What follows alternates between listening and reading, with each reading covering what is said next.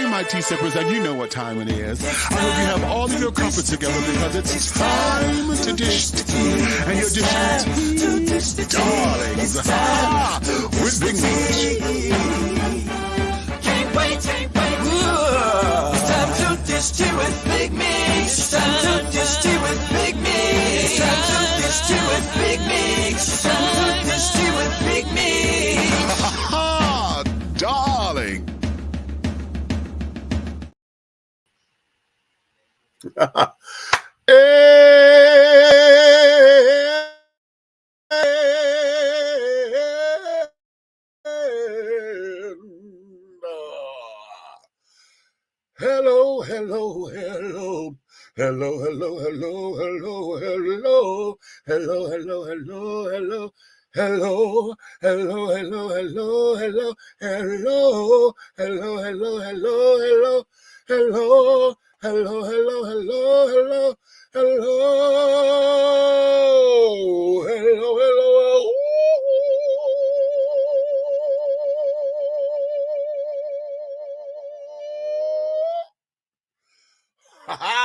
Ooh, wait a minute, my allergies, honey. Ooh. I went blue for a minute, honey. My eyes are watering and carrying on. They're itching just a little bit. But y'all know I go through all this with my allergies at this time of the evening. But hello there, all of my tea sippers, my crumpet dunkers, my tea brewers, my pot stirrers, my tea leaf readers, my tea baggers, and my tea biscuits, honey. What's up? What is your tea, honey? It's another glorious day, my darlings, and you know what time it is, darlings. And I hope you got all of your crumpets together because, darlings, it's time to dish tea. And you're dishing tea, darlings, with Big Meach. What you know no good, babies. What you know no good. Ooh. It's another one of those weeks, chat. It is another one of those weeks. The last 7 days has been very interesting. We're going through a lot down here in the city of College Park, Georgia, honey, with our city council and mayor and carrying on. This half of them filed another lawsuit against the damn city and this, that, and other. It is really becoming very interesting how they're deciding to govern this particular body, and this is going to be very, very, very, very interesting. Very, very interesting.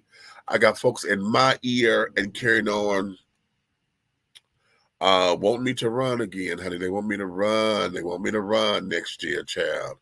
And I don't know if I want to do that. I mean, vanity says yes, but I don't know we will see. I got a whole year from now to make up my mind and carrying on and to get some things in place and, to build a team and all this, that, and other, okay? It is really, really, really, really something. So having said all that, darling, we got a lot going on. And so, and dealing with what we got going on, honey, I'm on the forefront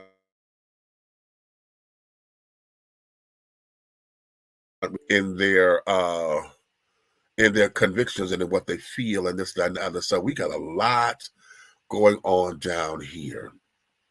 For those of you who are not in Georgia, I challenge you, honey. If you want to find out about the city of College Park, Georgia, just Google College Park, Georgia city government. Google Mayor Motley Broom, Google College Park City Council. Just do any of that, and it'll come up in your feed, okay, as opposed to what's going on down here. And it has me, a little perplexed or whatever. So, hallelujah. All right. But nonetheless, this is what we're going to face, and we're going to keep on moving. What's in the glass today? This is the last of my red Moscato, children. Y'all see that? This the last. This has got to get me through the night, child. Because what I got left up in the cupboard, I got some Pinot Noir. Not Pinot. I have Pinot Grigio. I got some Pinot Grigio in the cabinet, and also I got some Irish gin, which I'm not gonna crack right away because I usually don't do gin, honey. Gin make you sin, baby. Okay. Gin will make you sin, honey. So I'm not going to crack that open, but I may go to that Pinot Grigio, honey. I was going to mix it with this, but that may be a little too much. I'm a Boilermaker drinker, so I usually I have vodka in here with this, but no, I'm not going to do that just yet. And carrying on, so yeah, Ooh, so be that as it may. Tonight, darlings, I call today's show the intersection of cuteness overload and adorable avenue. Okay. We're going to start off real cute and light and fluffy. Okay. Because I found a few videos, honey, that are just so heartfelt and so deliciously entertaining. All with children, okay? And these babies, honey, God bless you. It's just gonna bring a smile to your face and carrying on. And I want you guys to have a little fun with me. However, y'all know we're gonna dish the tea, right? There's some bigger conversations that are gonna come out of the things that we have tonight. So it's just gonna be us in the videos and then the conversation, and it's gonna just flow. All right. So I want you to be very interactive with me. Come over here in the comments and let me know what you're feeling, what you're thinking, and et cetera, et cetera. What we got? I got a new face over here in the comments. Tim. Hi, darling. How are you? Good to see you. Hey, Big Meach. I'm doing my tracks for slow jam show. For my girl, we need to talk. Okay. Yes. How have you been, honey? All of the above and beyond, Sugar Plum. Big Stir, what's up, Buck? Hey, if you want to come up in here, you can. Shout out from Greencastle, Indiana. Come on, Greencastle. Okay. I went to the Chinese herbologist last night and got both tea and natural pills for my blood pressure. I'm determined to naturally get it down. Well, okay, then, honey, go ahead on then. She said, I'm determined, honey. Okay. What you say? It makes a sailor blush. Okay, watch out now. Yes, yeah, okay. What's going on, Mr. Samuel Garza? Hey, what's going on, baby? Okay. Okay, let's do it. Let's do it. This here is April. So, honey, within the next 90 days or so, I got to knuckle down because we want to launch our brand new radio station, honey, coming to you soon. WTEA, honey. What's T Radio, baby? What's T Radio is coming. And yes, I've got to get on my grind and get together with all of that so I can make sure we got some things coming. Okay, what we got? I'm watching you. Okay. Really? Okay, the Lady Huskies, are they kicking ass, honey, growling and carrying on? Well, listen, let's get into this. I want to start here because, honey, I want you guys to just have some warm and fuzzies, okay? We're going to start with the warm and fuzzies, and then we'll go from there. So let's start with this one here first, okay? No, not that one. Hold on, where my baby at? Where my baby? This is her here.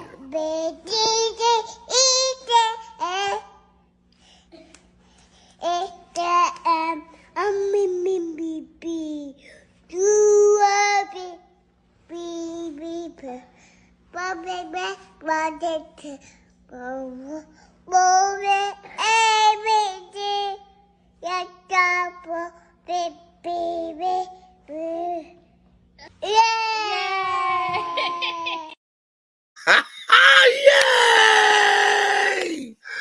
Didn't that baby do them? Hey, let's do that one more time. Do it one more time, because she just that is just.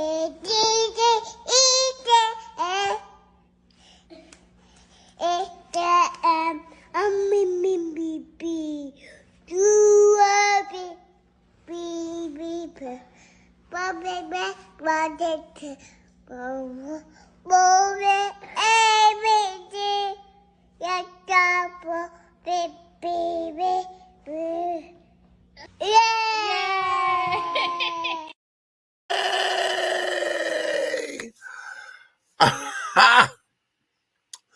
Isn't that just adorable, child? Isn't that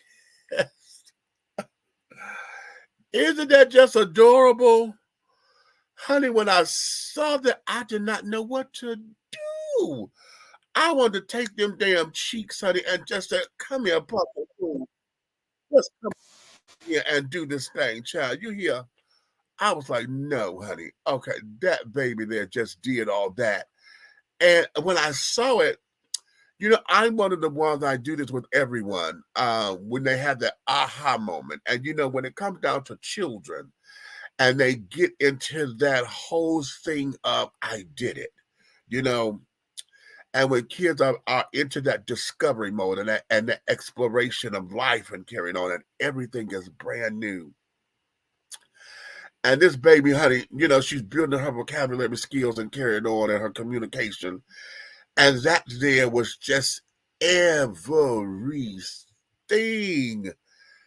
And it almost brought me to tears. I'm like, oh, look at the baby, and I get even, y'all know I'm a crybaby, okay? And it just did my heart something absolutely fantastic. Now, this is her older brother. Now, catch this, okay? Because this here just laid me out. Okay, watch. My heart is now broken. Pieces are falling apart. Because she went home. If she'll come back, my heart will be back together. Okay. But right now it's broken. I'm so sorry it's broken, son. I'm frustrated. Okay, it's okay. Oh, wasn't that just... Did you feel when he said my heart was broken? Now, apparently, as the caption said, his friend, this is his his Judy girlfriend, honey, and she had to go home. The play date was over, so she had to go home. And so now he's sitting up there eating his little goldfish, and he said, my heart is broken. Can you just imagine that? Your child sit up there, your baby sitting up there, saying how broken his heart is, honey. Okay, the baby was just broken. He said, my heart is broken. Okay, broken. He said, when she comes back, my heart will be back together again and be whole. But right now, it's broken into many pieces. And he's frustrated. Isn't that just too cute? It's just cuteness overload, honey. It's cuteness overload. Okay? I couldn't stand it, honey. I just can't stand it. And where's my other video, child? I'm trying to get my other video because I want to get these babies together, honey. These babies are just letting us have it today. And I had the other video, and I thought I downloaded it. Wait a minute, where did it go? Oh, come on. See, I thought I was ready. You would think that when I come into the show a little late, right, that I would be ready. And I just had the video, and I don't think that it did what I needed it to do. So let me go back. Oh, good Lord, child. I'm going to have to re-download it or something. Okay. What done happened to my screen? Oh, okay, hold on, y'all, because I went to another page and it went black on me. Technology. I tell y'all, God humbles me, honey. These little things like this humbles me to keep me together, okay?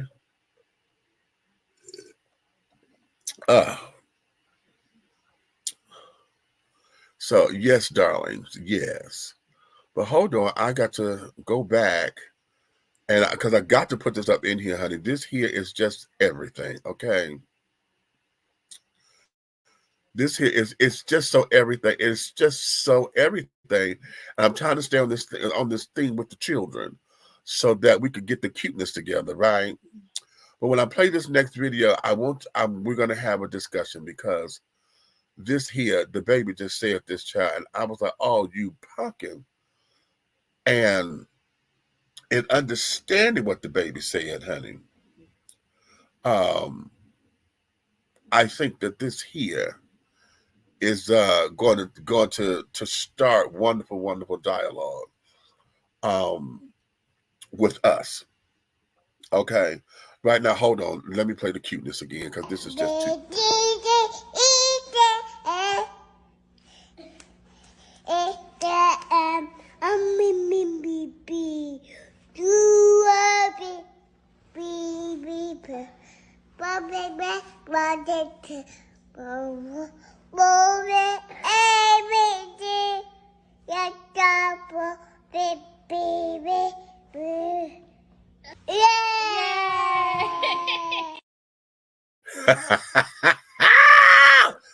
Can you stand it? Wait a minute. Y'all see the LMNOP, honey, right? She got. Did she let y'all have that? Did the baby give y'all that LMNOP, honey?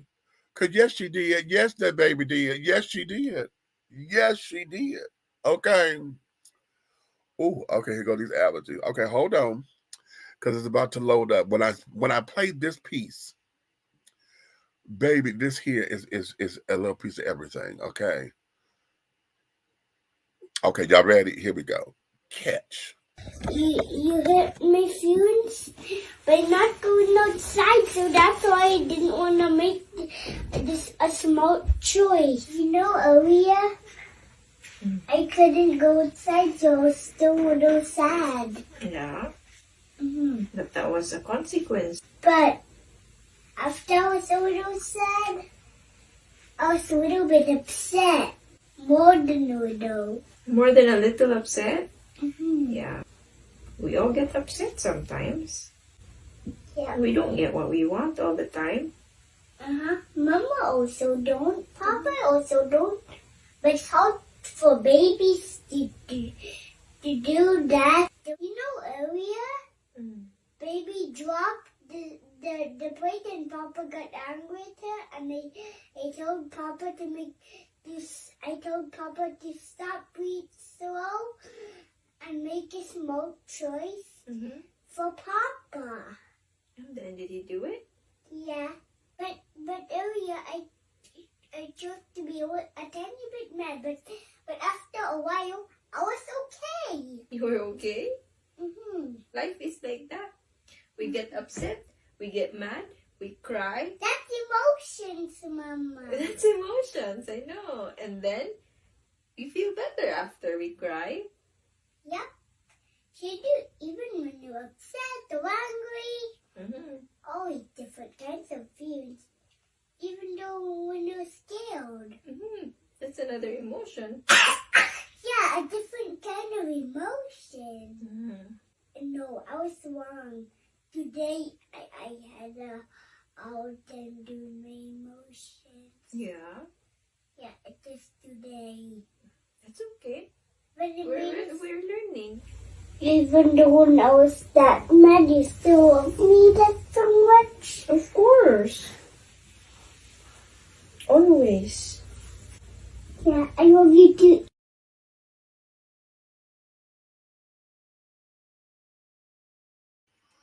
Now, wasn't that just killer? Wasn't that just, oh. The baby said, even though I was so angry and stuff earlier, you still love me so much? And Mama said yes. And she said, okay, good, because I love you too. On a big old hug. Child, ain't that everything? We want to talk about emotional intelligence, okay? Emotional intelligence. One of the things that these three clips that I've played has shown us is about our children, okay?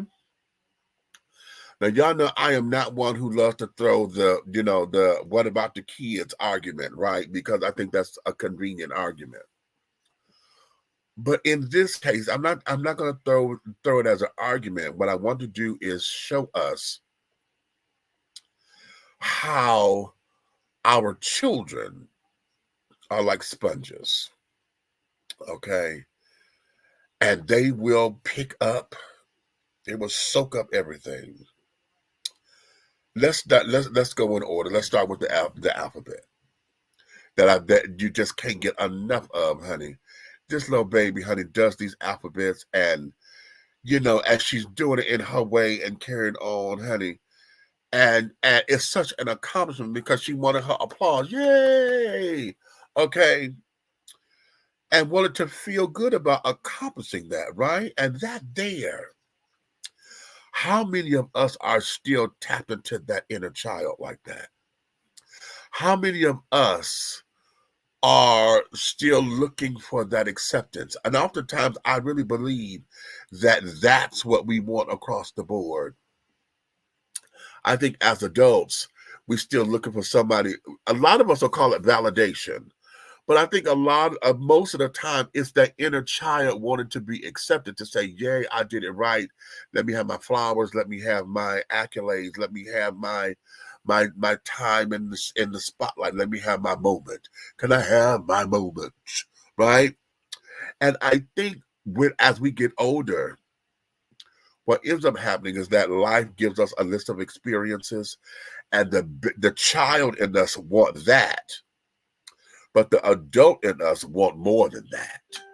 I think our emotional intelligence ends up becoming a little distorted because we're not honest with it. Oftentimes, when we're seeking adoration and applause, and in some regards, gratuitous praise, it comes across as validation because we don't feel like we're worthy enough. We don't feel like we have aspired to be all that we can be. We feel, less than, and our self-esteem is in the low. You know what I'm saying?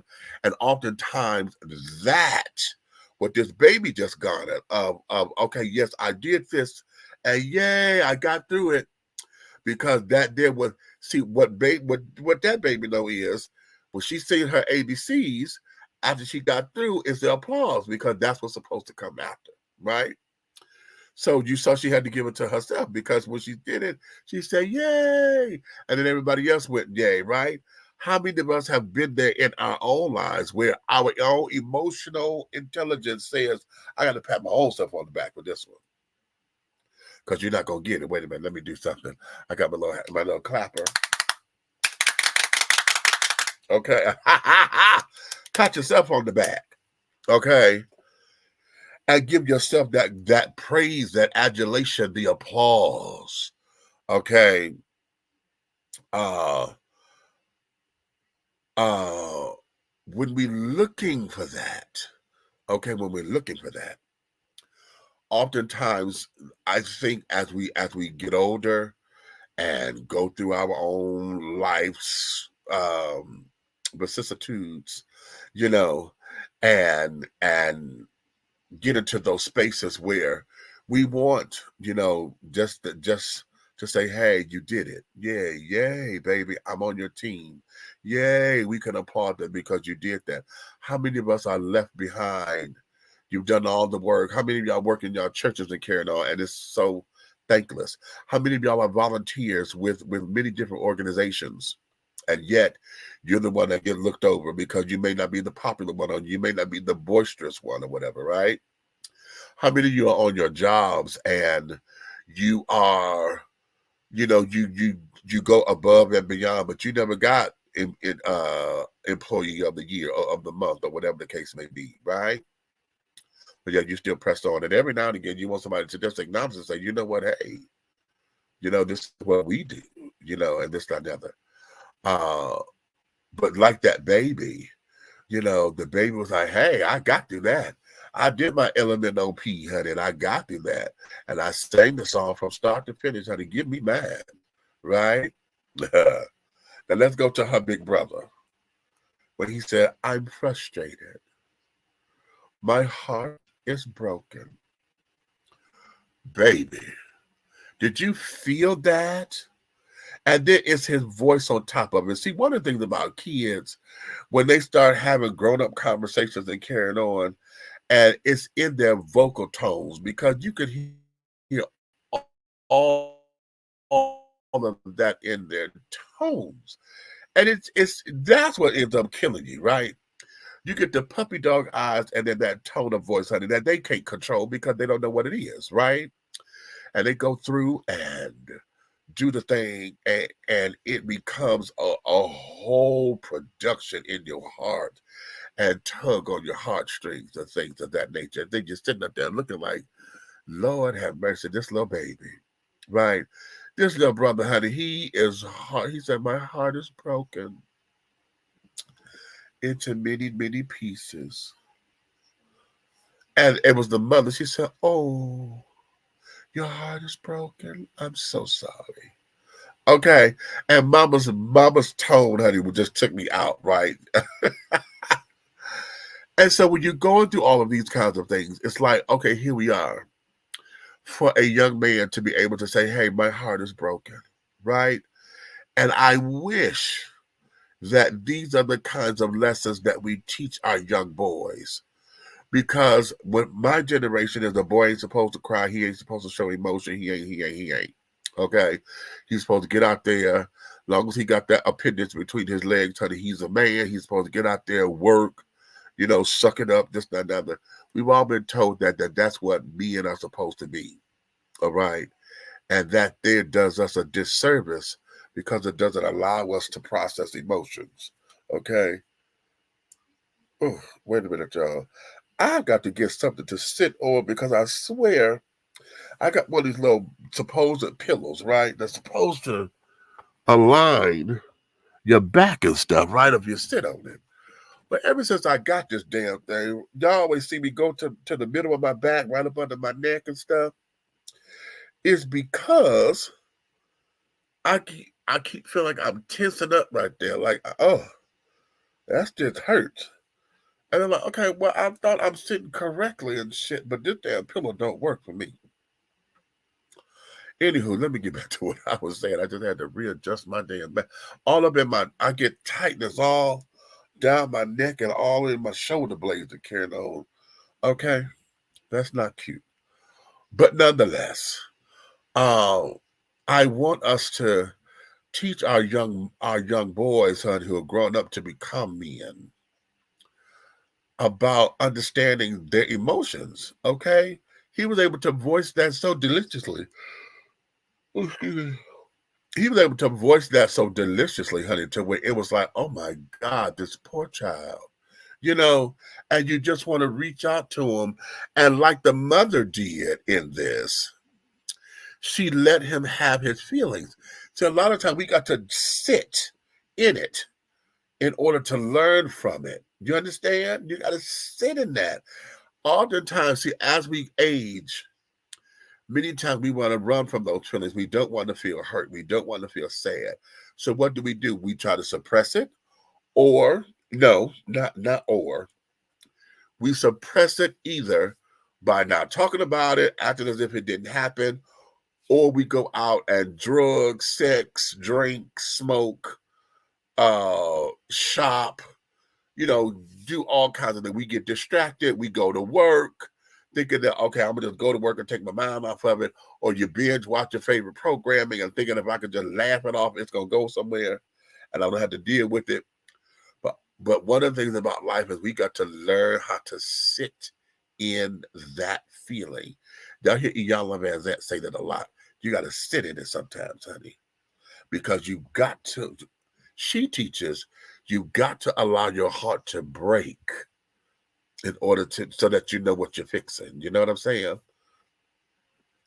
My whole thing is sit in it because you got to feel it to heal it, honey.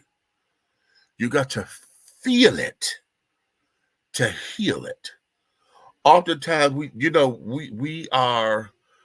into this whole stance of, you know what, fucking no. How many of us go through grief and carrying on? Y'all done been to funerals, y'all done been to a passing of somebody, just something that made you mad, and what's the first thing you do? I don't want to talk about it. Never mind. Nope. Sometimes you convince yourself, oh, child, that didn't happen. It didn't happen. Okay, you want to tell yourself it didn't happen because now you're trying to sit down there and process it. All right, you're borderline multiple personality disorder because you about ready to split in your mind, thinking that because you feel as though you can't handle it, instead of sitting in it and feeling what that feels like. As uncomfortable as it is, you got to feel it. Feel it. And then you got to understand what you're feeling. Call it out so that you can heal it. Because now the healing process is building up not just your resistance to that, but understanding what it is so that you know whenever you get triggered here, this here, I cannot do this anymore. This here does not benefit me. Oftentimes, how many of us do that in relationships? And this is perfect because, man, this is a relationship with his little friend. She had to go home, and he's heartbroken. But now let's bring it up to adults. How many of us have been in relationships and carried on, or thought you were in a relationship? How about that? You thought you were in relationship, and the person exits out your life, or whether they go home or they exit out, or however they leave, they're no longer there. And now you got to process that. They done told you, no, it's not you, it's me. Or they done basically told you, no, I ain't feeling you that way. How many of y'all have been in your head in a relationship that you were in, but they wasn't, and you done put all this and poured all this into them? And then they say, oh, you know what? Thank you so much, but baby, I don't see you that way, honey. You're a good friend to me. You my big sister. You my big brother, or the brother I never had, or the father or the mother I never had. I've heard them all. Okay. How do you deal with that? And then you got to process that down. So now you got to sit in that feeling. Sit in it. And now deal with it. And then you got to examine your part in it. What did I do? What did I ignore? What did I miss? And then you got to heal it. And in the healing process comes to forgiving yourself, because either I was dumb, I was being stupid, I was being foolish in that, because no, this person never said this, never did that, never did that. But I did this thinking that this, and in my head, I thought that if I did this, it would mean that. So you romanticize something, you done made it all up here and thought it was going to go how you planned, and it didn't do none of those things. Huh? So how many times have we done that? That little baby said, I'm frustrated. Yes, I'm frustrated because I don't understand how come she couldn't stay. You know, this, that, and the third. Well, okay, y'all too young to understand all that. That's just time for her to go home. Her parents say it's time for her to go home. You know, now, for those of us who are adults in that same scenario, how come we don't process a no? We don't process rejection very well, do we?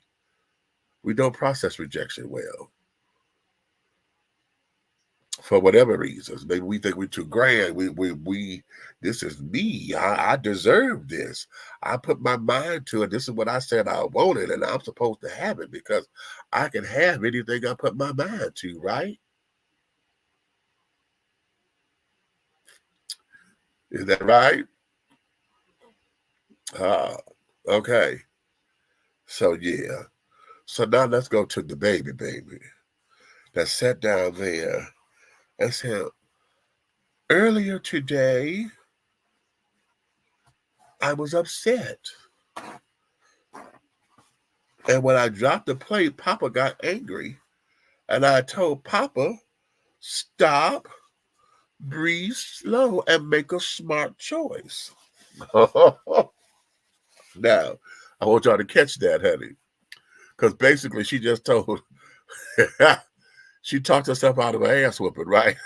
Now, that's what she said. Okay.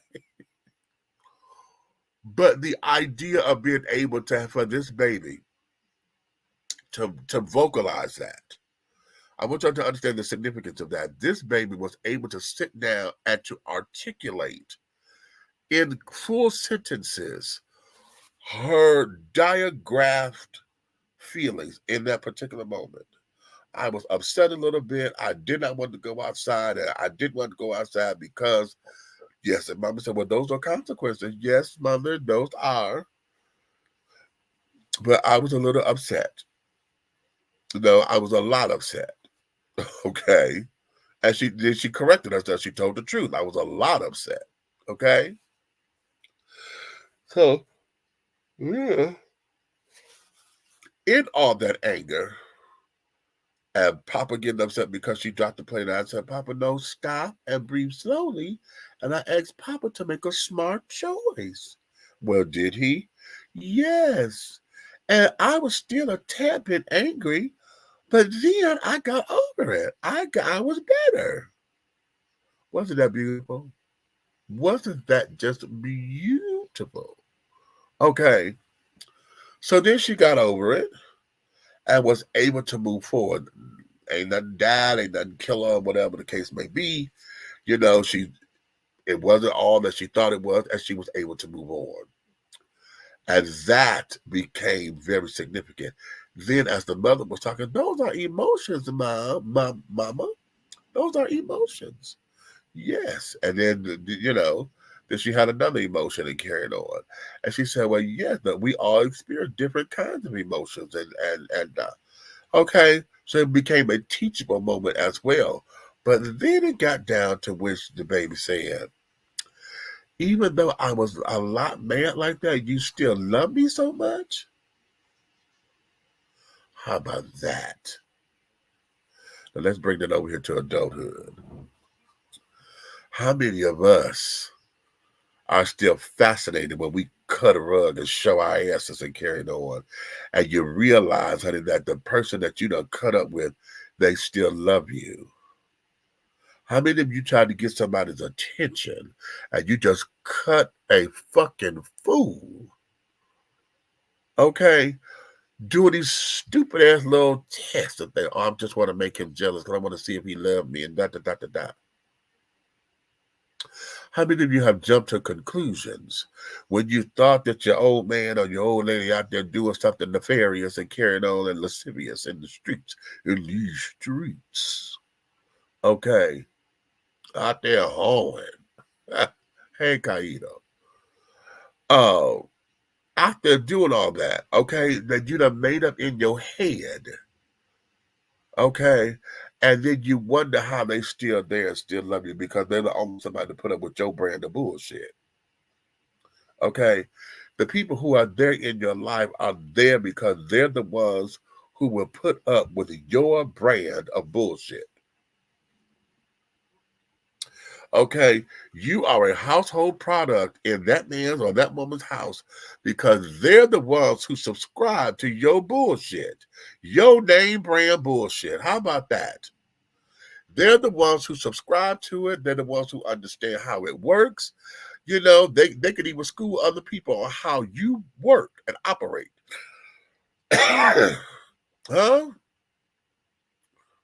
You know how when you get guests that come over to the house to try to operate the TV, and you got to give them the remote and say, no, you got to push this and push this. And then this is the code here. That's what's going to make that work. Right?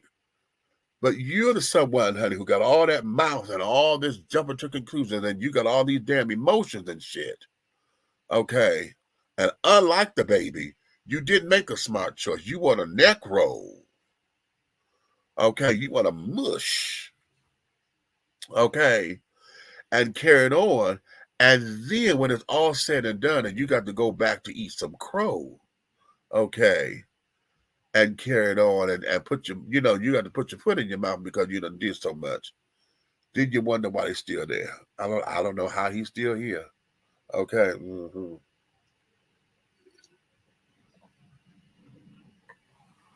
You wonder that, right? So like the baby said, what? I was so upset and you still love me so much? Ah, come on. Let's go here to the comments, okay? Buck say, what? Go, baby girl. Okay, did she do it? Remarkable children, great family interaction, okay?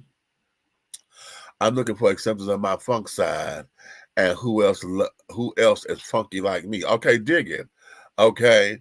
Our self-esteem needs to be uplifted. I know a friend, 70 years old, his self-esteem is down the toilet. Wow. His being blind bugs him. His being black bugs him for some reason, and he goes from church to church crying to God to save him. I don't get it. Yes, you do. He crying for God to save him, but yet he ain't doing nothing for himself. If he's still having a pity party because he's blind, and now he wanted to play. I got the disabled card and I got the race card, and he wants to up there and play pity party or whatever. He's 70 years old. Whatever he did not do with his life that he thought he should have been doing by now, honey, he need to give it up and try something else. Okay, he can still get fulfillment, but he don't want to. He don't want to because he wanted to come in his own packaging. See, that's the other thing with all this. We as human beings get into a whole nother thing to where we want shit to be done the way we want it done. We wanted to come in the special packaging. We wanted to come as precise and this dynamic. And the world don't work like that, honey. It just don't work. Okay. Kids feel heartbreak a hell of a lot more sensitively. I know I was one of those kids. Okay. You know what? So was I, Groove. So was I, honey. I'm still very sensitive, and I'm very emphatic. See, I can feel other people's, energy and that feeling. I can feel their emotions and carry it on. So, child, yeah, it can become draining. Okay. Shout out to Aunt Nikki and Reverend Ray. And how about that? The Reverend. Okay. I need another computer chair as well. I feel you. Okay. The one I fell in love with left 23 years ago. I still haven't forgotten it for whatever reasons. I loved him. And to me, it was a win, really. Okay. Of course you're not going to forget it, darling, because you said you just said it. I loved him. I was in love with him. The man I fell in love with 23 years ago, he left. Okay. So now how did you pick up the pieces? Because you're talking 23 years ago. Okay. Oh, well, wait a minute. Hold on. Because I'm going to try this. You say, I'm still dealing with it 23 years later. I'm not normal. Most people forget after two months or so. No, most people act like they forgot. Don't you believe that? Most people will act like, and they will tell you they forgot. But what most people have done was suppress it so that they don't have that feeling anymore. Because they don't want to hurt like that, especially if this was the first love or whatever the case may be. The very first time I thought I was in love, child, honey, her name was Erica Washington. We were in school together and carrying on, and I was in love with Miss Erica, child. I was so in love with her.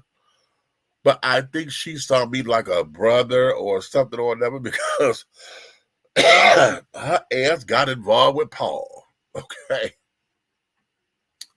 And this, that, and the third, and blah, blah, yakety.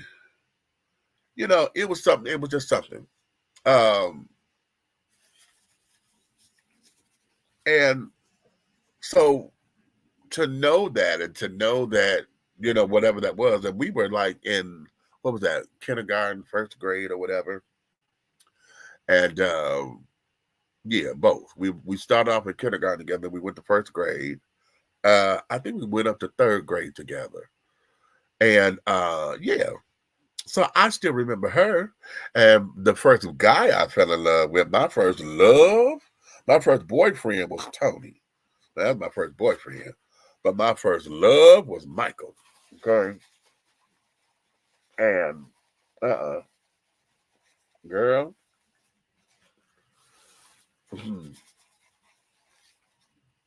Yeah. That was something. And I'm one who fell in love with the guy who told me that I was, oh, that guy in the back seat, so cute, he fine. And he said it and walked off like it was nothing. And to me, that became everything because he wasn't trying to get anything out of me at that time.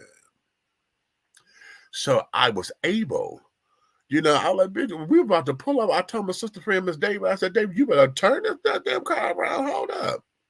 Right. And so I turned around, we went and I'm like, hey, what's up? What's up? We got to talking, this, that, and third. I let myself ignore the fact that that boy was on drugs. I didn't know it at the time. And then when I found out, I'm sitting there thinking that, oh my God, honey, I love him. And my love is stronger than anything, honey. I'm going to wean him off that shit. We going to be cool.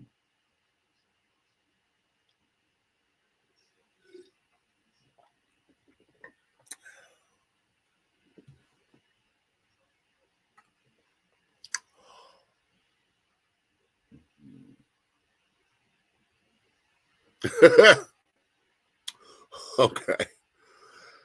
That cost me 3 years of my life. Okay. Well, actually more than that, because it was 3 years of a tumultuous up and down because shit, he was in jail and in rehab longer than we've been in the relationship. And then there was some personal hurts that came up out of that child. Oh, me not wanting to let it go. I saw the signs there, but I'm sitting there thinking I can handle this because I'm Demetrius, honey. Shit, yeah, I can handle this. I can handle this. And I couldn't because it was too much for me. I'm dealing with other entities. I'm dealing with other things along with character flaws or whatever. You know what I'm saying? And it just did not happen. It didn't happen.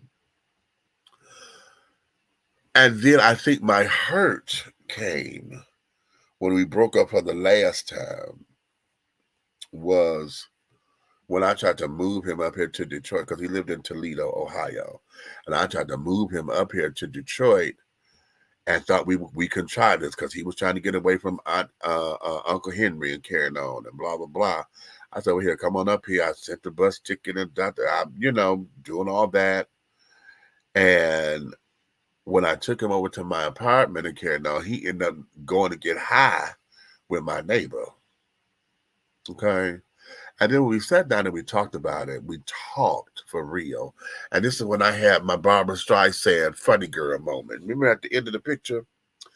Nick came back and she said, I laughed, I cried, I stewed and this, that, but I never really thought about it. And this here was that for me. Michael and I have been up and down and this, that, and that, but we never really sat down and talked about it. Okay. And he ended up telling me something, child, that particular kind of pain, honey, when I talk about it, I still deal with it. So Groove, I know what you mean by 23 years later, because when we had this conversation was in 91.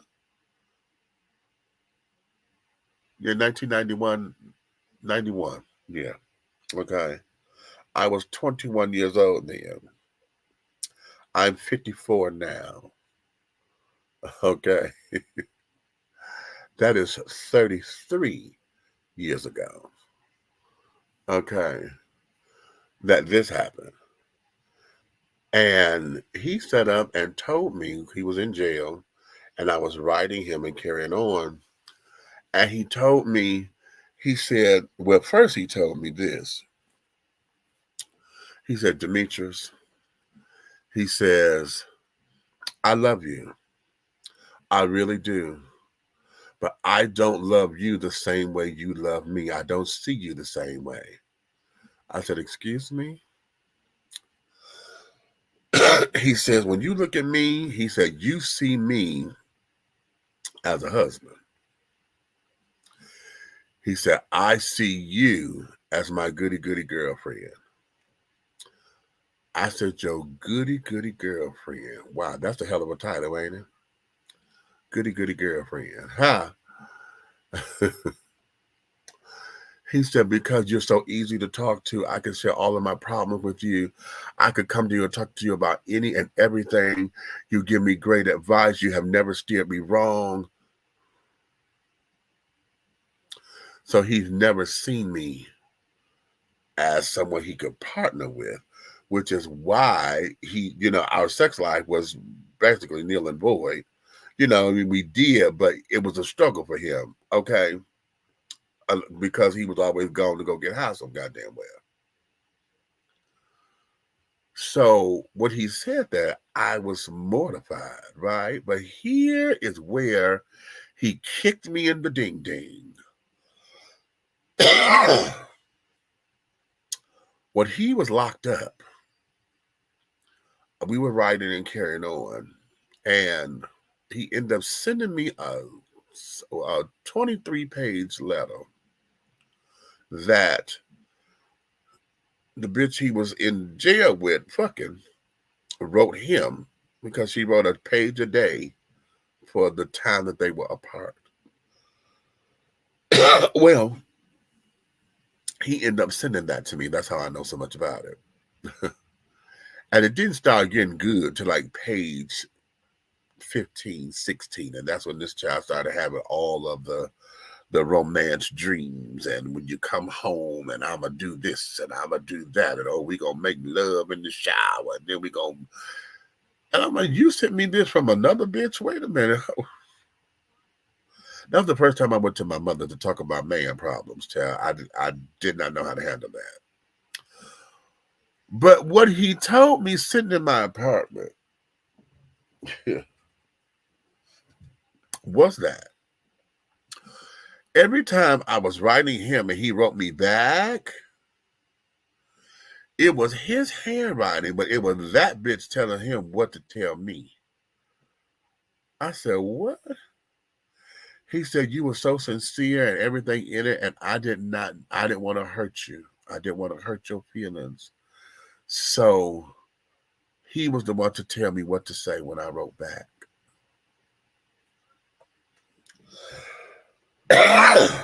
Yeah.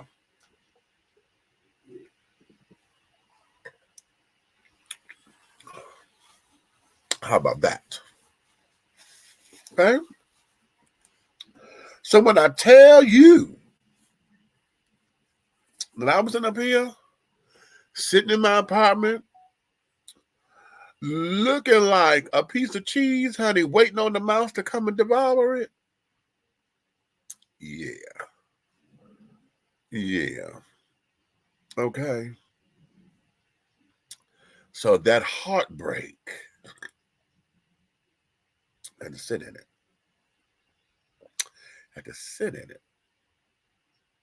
Sit. So much so to where after that, the next 15, 16 years after that, a lot of me going into relationships. I've not had many relationships. I had a lot of sex. Why do I have this cough? Had a lot of sex.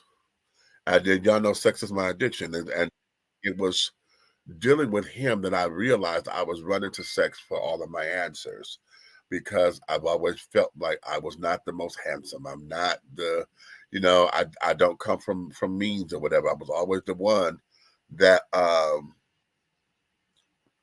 had to deal with something, I just was. I was always big, but this is before we had a big boy community, being a big one, and this, that, and the third. It was always something with me.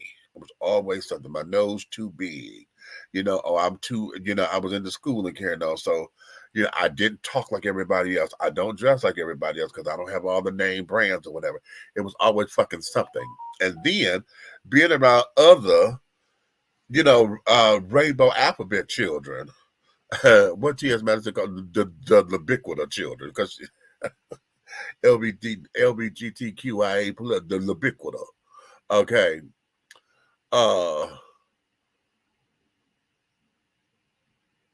When other gays didn't know how to handle me, because they talking about, oh girl, I don't know, you too gay for me. You too gay for the gays. I'm like, what the hell? That didn't make sense to me. It still doesn't. When I hear that, it still does not. Okay. But not being the one that was always the chosen one. I was always in my group of friends, I was always the single one. Everybody else had relationships. They always had boyfriends. They always had cute to somebody. I was always the fifth man out. Okay, everybody partnered but me. Okay. Ugh, shit. That got on my nerves. That got on my fucking nerves. So it was always that. And then here I finally get a boyfriend, and then this motherfucker tells me, oh, I don't feel the same way about you that you do about me. So I then started comparing all of the next men that I dealt with to Michael because I didn't want to have that kind of feeling. I didn't want to have that kind of pain anymore. I didn't want to go through that because I felt like it was nothing. And though I was jealous of my friends having relationships or whatever, then I'm looking at the quality of their relationships. And every time I'm turning around, y'all done broke up but then came, how you break up on Monday, bitch, and here it is Saturday. You got a new man by Saturday. Bitch, I'm still sitting up here trying to find one. You know? Or for me, all they wanted from me was sex. And a lot of folks told me, well, that's how you carry yourself. You carry yourself like you just a lay.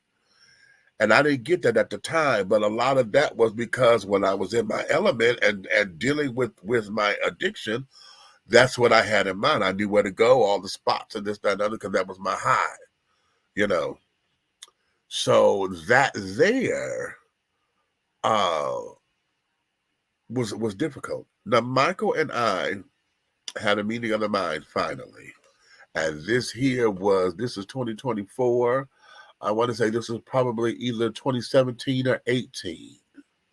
Somewhere up in there.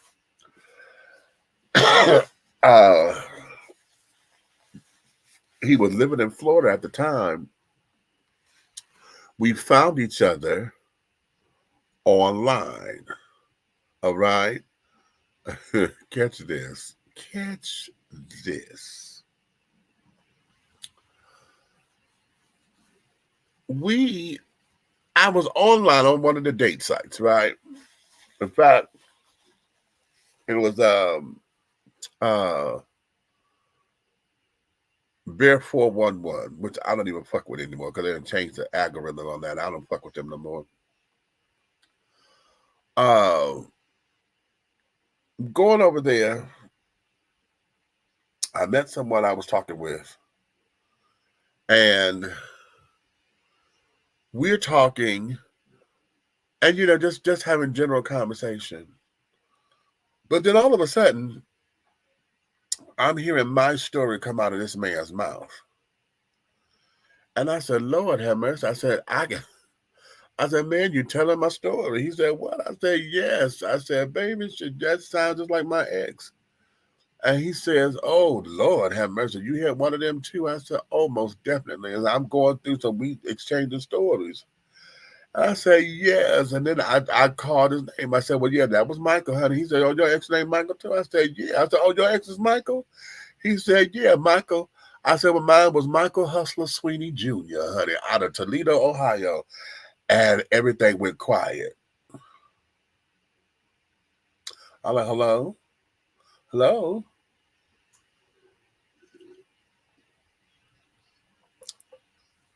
And then the dude said to me,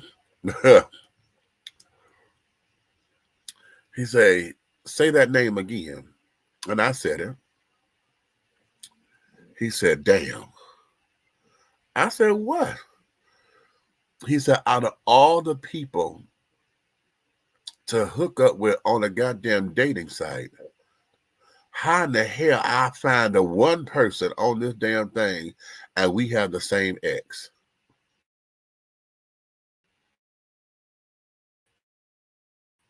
Good moment. And then he told me how to find Michael. He said, well, he on here, and this, that, and other. So that's how I was able to get back in touch with him. And so when I reached out to him, he didn't recognize who I was. Okay. And so he had gave me a phone number and I called him. And I'm talking and talking and talking. And, he's like, okay. And I could tell he didn't know who I was. So I'm like, Michael, do you know who the fuck I am? He said, yeah, I do. I said, no, you don't, because you acting as if He said, well, wait a minute. And I called his name. I said, Mike. And it clicked.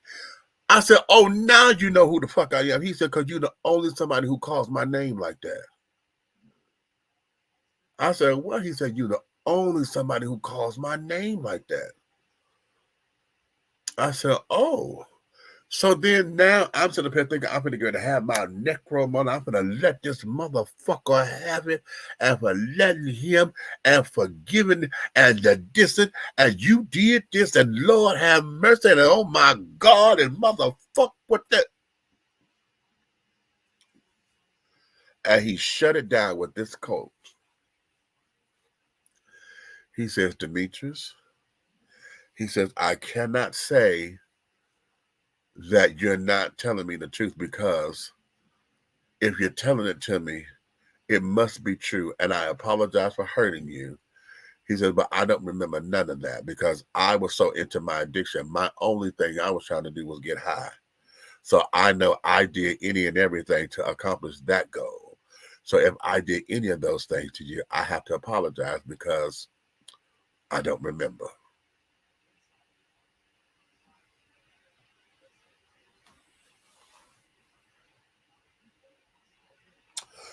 So you know that just deflated my balloon, right? And then in that moment, I kind of felt like my mother. I can only imagine what she felt like, because she told me that that's the same thing my daddy told her. When she sat down, her and my father had a conversation, and he claimed he don't remember doing this and didn't remember doing that to her, and blah, blah, blah, blah, blah. And when she told me that, I said, how the fuck he don't remember? You know? And then and it was in that moment I said the same thing about Michael. I was like, how the hell you don't remember this? And it is burned in my head. It is etched in my memories, you know. But addiction is addiction. And I told him about me and mine and this, that, and the other. So now we exchanging horror stories. And so that was the start of us rekindling some kind of communication. Well, I moved here to Georgia, this, that, and the other, blah, blah, blah. And like I said, this particular time, he was living in Florida, and he was coming through Georgia because he was on his way home to Ohio. He says, can I stop by? And I got nervous, because this is going to be the first time that we've seen each other in almost 20 years, right? I'm like, oh my God, what do I do? You know, I'm like, okay. So I said, yeah, come on, you come through. I'm gonna feed him and everything and make sure he has something to eat.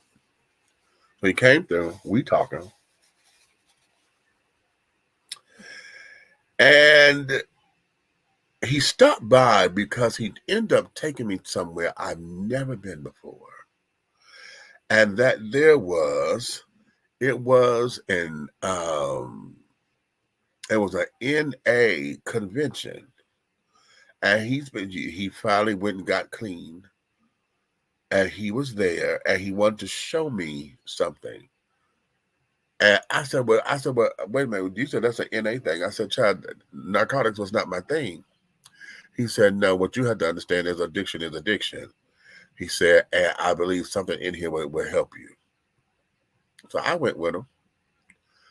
And I'm in the thing, and I had such an emotional epiphany, because there was a part in the program where they give everybody their kudos for them being clean. And so they started who got 50 years clean, and they went down, you know, all the way down. Okay, at that particular point, just because I fell off my wagon, and had to start the fuck back over. And at that point, I think I was maybe 7. No. I was 11. I was 11. No, I think I was 7. No, I was 11. 11 years. And they got to my number, so I stood up when they got to my number. And it just became so emotional because when they got down to the one girl, and I'm welling up now because that was such a powerful thing. When the one baby that was there, that was her first day clean, and how they rallied around her. Oh, that I will never forget that. I would never forget that. That was so powerful. That was so powerful. Oh, that was so powerful.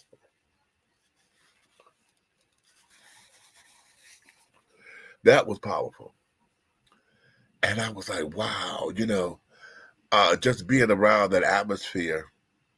Now, of course, I got a little shade here and there for those who, who look like I thought, that okay, no, your addiction is sex. We talk about, drugs and carrying on and blah blah blah. But as I was telling my story, I said, I know what DTs are. Okay, I know what it is to control yourself or whatever because it's on you. Your Jones is on you, and it's on you bad, and it's on you realizing that the monkey winning because you are powerless, or not powerless. You just don't have enough strength to conquer that motherfucker, and this motherfucker whooping your ass, and you trying to fight back, and you can't fight this shit no more. I know what that is. I know what that is. And being there, that was the whole thing. So then after we left, we went to come get something to eat. And of course, we came back here.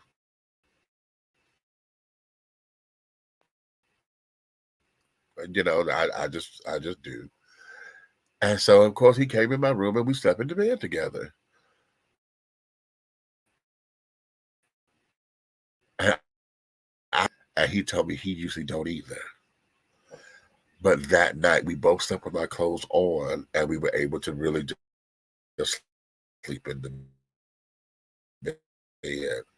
Nothing happened, sexually or anything like that. And I'm so thankful that it didn't, because I didn't want that to confuse anything.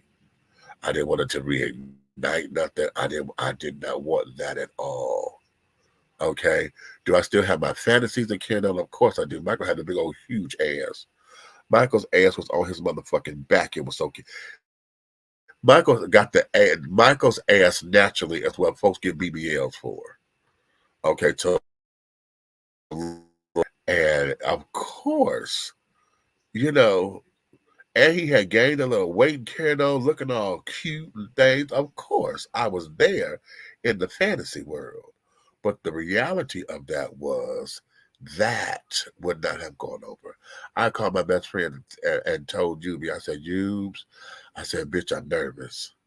I said, Yubi, I'm nervous. I don't know how this is going to be. I don't know how this is going to end.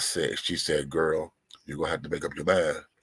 And you're going to have to make that decision. I said, okay, I know, but I'm nervous. And she over there waiting on pins and needles, child, waiting on me to call her to give her the tea. Okay, to give her the tea, honey. She want to know what the fuck that happened. And when Michael left, we've been talking with each other. We haven't talked to each other in a minute, but we've been in communication since 11. I haven't seen him since that day. Okay. Now, here's something that he had to discover, that Michael's really into white guys. And he had to discover that about himself. So, it was a whole big old discovery for the both of us. Okay. So, yeah, having to sit in that. Again, sitting in the heartache. You got to sit in it.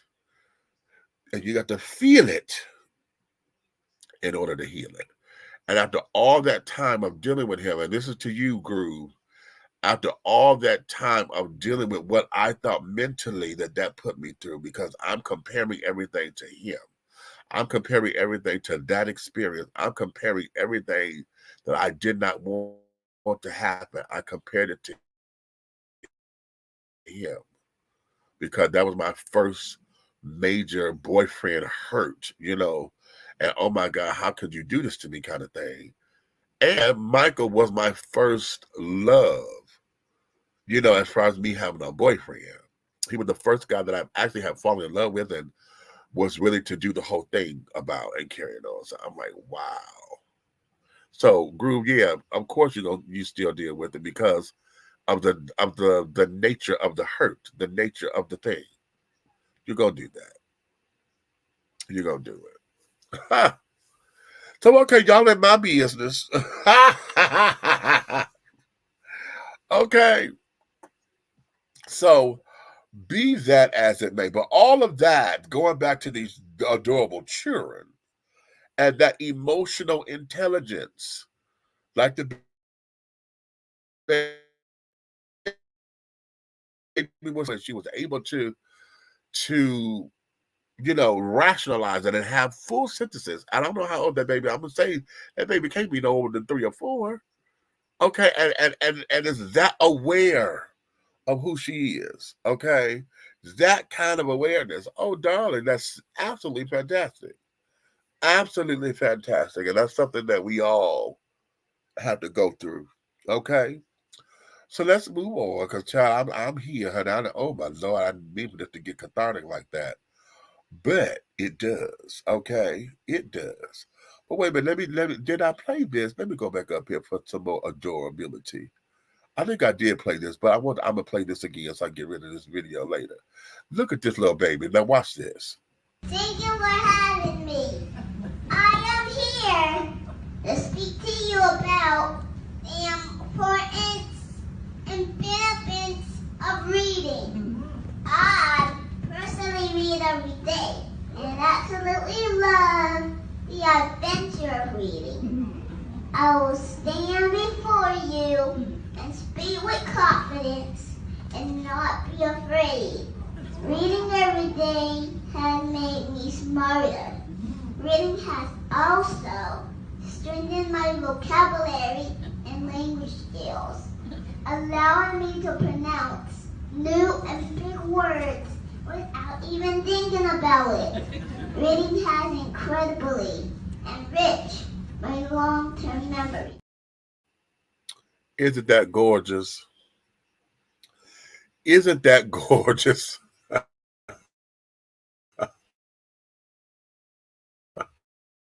I'm at the intersection of cuteness overload and adorable avenue, honey. This little baby sat up here and said, I'm going to speak with confidence and not be afraid.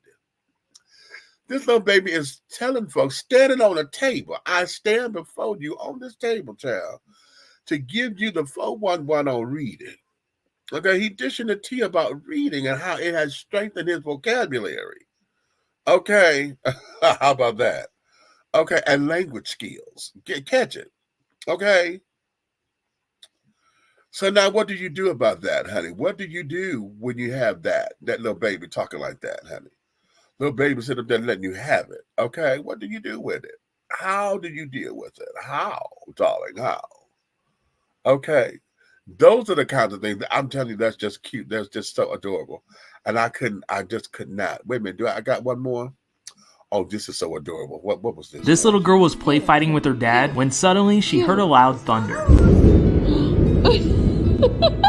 She then switched up immediately, now running to her dad to hold her and protect her. Ain't that cute? She said, oh. And ran to her daddy's arms. Child. Oh, child, that's just too adorable.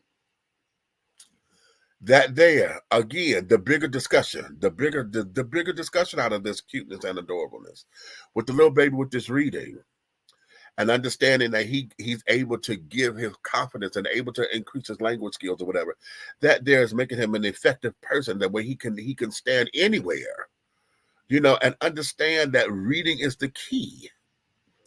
I like to read. I used to love reading, but I've gotten out of reading as much as I used to, and I want to pick it back up so that I'm one who loves to build my vocabulary. And actually, I'm looking to get into Toastmasters and some things so that I can talk.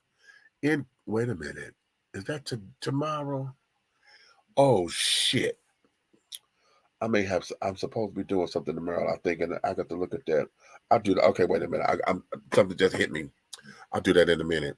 someone just sent me a speaker's bureau or something for another thing that I was going to go with him, and I need to look at that. Anyway,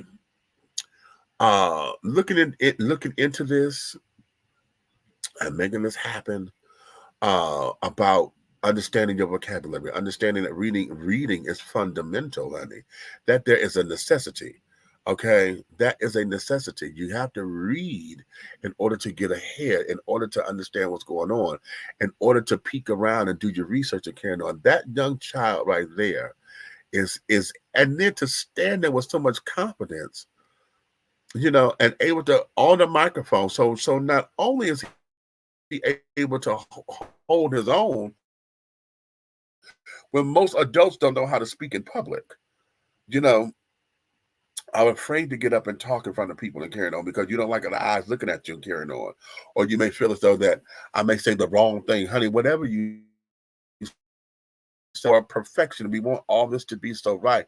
That little baby was up there, right?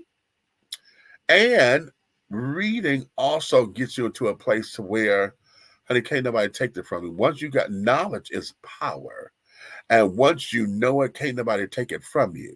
I don't care. They could kill you. They could do whatever, but your brain will still be intact. You may not be able to say it because you're dead, but they can't take it from you. They can stop you from doing it, but they can't take it. You understand? So that there is that. With the little baby and her daddy, okay, she run into her daddy's arms or whatever. We keep saying where our fathers at to protect our little girls and even our sons. Where are the fathers who come into that? Who come in to save the baby? That baby ran. She oh, wait a minute. Did I play it? Okay, yeah. Let's do it one more time. This little girl was play fighting with her dad when suddenly she heard a loud thunder. She then switched up immediately, now running to her dad to hold her and protect her.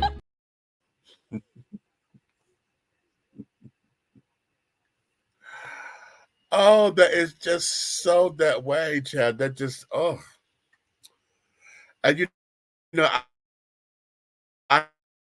I have a soft spot. It warms my heart,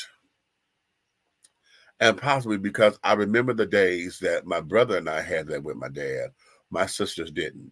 Okay, because by the time my sisters got there, my parents had divorced and this, that, and the other. So the few times that we did have it as a family, they wouldn't remember because they were infants. Okay, when Dad used to walk around and my sisters, they were premature. So he used to walk around holding both of them, one in each hand, and he would go around, these my babies, because he had identical twins. And that was the thing. And he was so proud of his girls. But my sisters won't remember that. Okay, they don't remember that. So, but in that, as adorable as that is, but the little baby, honey, we look at that and look at how children see their parents. They see their parents as everything. They see their parents as, oh my God, and she was playing with her daddy, but daddy saved me, protect me, hold me. She jumped in his arms real quick. If I'm with my daddy, honey, I know that the world is going to, she felt safe and secure. And that's what's missing. When we talk about, I'm going to go on record and say this. Yes, I believe that it requires two parents to raise a child. Wait a minute. Before I do that, let me play this other video here. Because she's finna going to say something, but I want her to say this first, and then I'm going to come back. Why do single mothers cultivate feminine sons? They make them soft because they try to protect them. While she tries to raise her daughter to protect herself. But she tries to protect her son. And you can't protect a man. You got to teach a man how to protect himself. And a woman doesn't know how a man needs to be protected in the world. A man has to teach a man how to protect a man. Because men and women don't need protection the same way. We don't even think the same. We don't even think the same. It don't matter how much or who told you to think like a man. You're not a man. You're still missing something. And then now we raise men that we wouldn't even want to marry. and we send them out into the world to interact with women. And then when the woman comes back and tells you, Miss Jackie, Miss Tina, Miss Shelley, your son, blah, blah, blah, blah, blah, and you look that lady in the face and you say, I don't know why he like that. He wouldn't, I ain't raised him like that. Well, bitch, who did? Who raised him like that then? It wasn't nobody around but you. Who did it? Who did it? He know better. You told him better. But because you're not a man, you couldn't teach him better, because it takes a man to teach him the way that a man needs to learn. It takes a man to teach him the way that a man needs. How about that? How about that? Now, that's always controversial. That particular speech is always controversial, but I'm glad it came from a woman, because I know I've had many battles here whenever I've said that. You know, you can raise him to be a wonderful person, a sweet gentleman, and this, that, and the other. You could raise him to respect women. You know all of that. But a woman can't raise no man, and a man can't raise no woman. You hear me? It's a whole different dynamic there. Now, yes, my father was with me until I was 8 years old in the same house. Okay. Now, we had an estranged relationship up until recent times, more so after my brother passed. When my brother passed was when our bond got much stronger than what it's ever been, because he lost a child now. But from the time that my parents separated and divorced, my mother made sure that there were men in the community that my brother and me could look up to, and my brother and I, that I could look up to, or I could emulate, or whatever. And she always questioned those people that I were around, that my brother was hanging out with. She always questioned that. When my mother was dating, she would not bring men around the house, because she didn't want my sisters to see that. You know what I'm saying? And if they came to the house, it's because it was serious. And she's like, okay, this is somebody who you need to know, and da da da da da.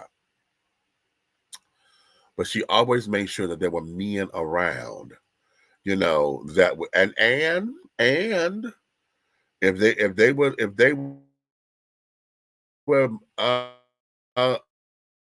us about that kind of behavior, you understand? Oh, my mother was fierce with that. Okay. But a man can't raise no woman, and a woman can't raise no man. Okay. Now, what I was going to say earlier is, I understand the reason for two-parent households, and I agree, but it is the responsibility of the custodial parent to make sure that parameters are in place to keep the child well-rounded. My mother put us in all kinds of programs. We went in the bowling program. We went roller skating. You know, I went to the library and carried on. My brother was into sports. You know, he was trying to work on cars or whatever for a brief little minute, but it was all that kept us motivated, kept us alive, it kept us well. And my mother being a single parent, let's see, my mother and father divorced in 1980. So I was 10, mama was 30. So you're talking about a 30-year-old woman divorced with 4 children. Let's look at that. 30 years old, divorced, 4 children, and then you were told that you're disabled. You can't go to work no more. Okay, and the whole idea, who gonna love me with 4 kids, and you know, all of that. You know what I'm saying? That there was what my mother had to deal with as a young woman. Okay, you know, 1980.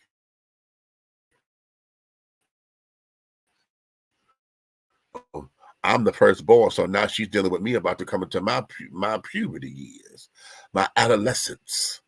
Okay, first time, so I'm the guinea pig, honey. So I'm taking her through all kinds of changes. Not to mention the biggest change, that shit, I'm the gay one. So that became a whole nother discussion. Okay, and how do I do that?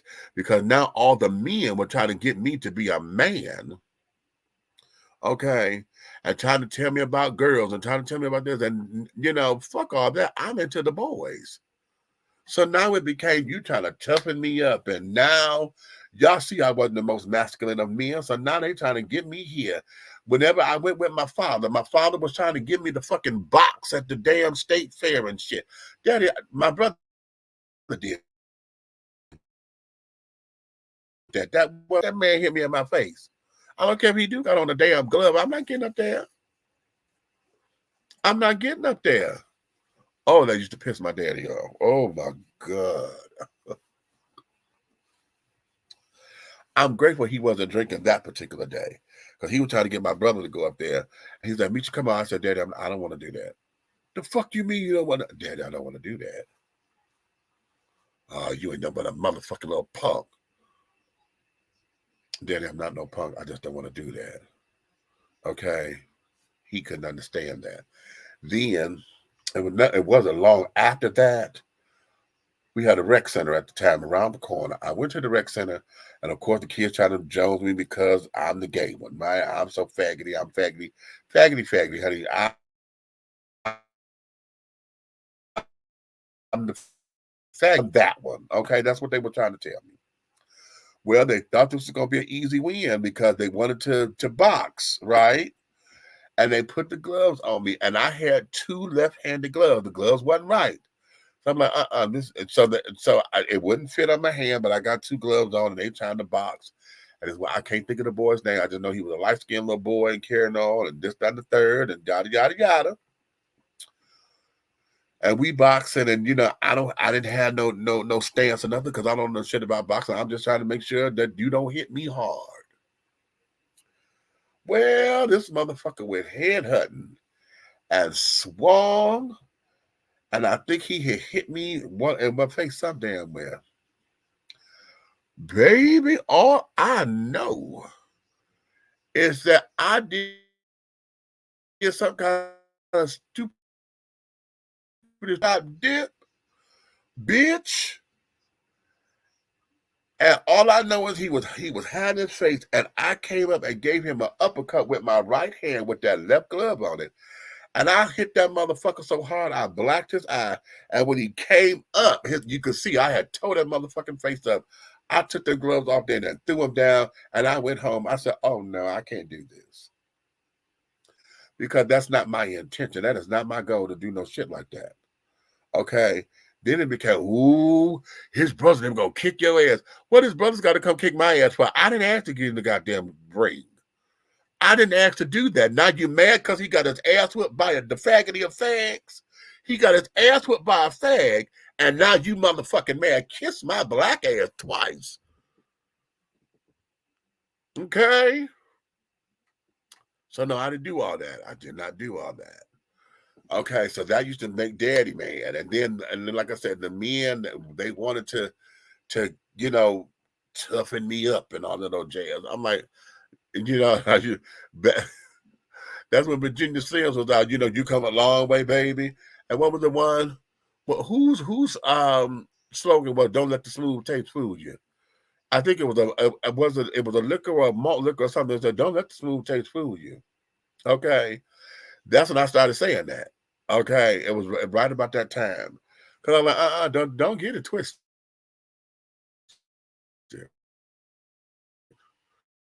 Until I've learned how to take care of me. Okay, boom. And most of the time I got beat up because I didn't want to fight. I don't like fighting and carrying on. I do not like fighting. And yeah, okay, whatever. So, yeah. You can't raise no man. You can't raise a man to be a man, ladies. I know you want to. I know you try to. All I had to come into my masculinity on my own, because in my head, as a gay man, what masculinity represented to me, I did not like it because it was all the way from a home where my parents used to fight all the goddamn time. Well, not all the time, but When my daddy would get drunk and carry on, he felt like my mother was his personal punching bag. Okay. And it became that all of the men in my neighborhood, that's what back in the 70s, the 70s and the early 80s, that's what men folk was. If you paid attention, remember the movie The Burning Bed? Well, that was, even though that was a white couple, honey, that was in the 70s. And mind you, that came out, the book, that was the movie. The book came out, I think, in the late 60s or whatever, The Burning Bed, which was based on a true story. Because the men folk in that time, that's what they thought that's supposed to happen. All of the movies, if you look at, if y'all go back and look at the AMC channel, American Movie Classics, all of that stuff back in the day, it was all about men saying it was okay if a man slapped a woman, this shit, she just got slapped. You don't challenge your husband and carry it on. Hell, if you go to Good Times, shit, even in Good Times, James, he alluded that he was gonna hit Florida. He would grab the shit out of her arm all the time. Okay, he would grab the fuck out of her damn arm, you know. But now they never showed that part on television or whatever. But we all dealt with that. We dealt with that, and men at one point, and I think some of them still do, think that that's what they're supposed to do. They're supposed to keep their woman in check, and they're coming from the streets and think that bitches and hoes are supposed to be kept because you trying to be a pimp, baller, shot caller. That the only way to keep somebody in check is to slap them and carry it on. That's the mentality. I did not want that. So a lot of men who grow up in single mother households, their masculinity is seen from female masculinity.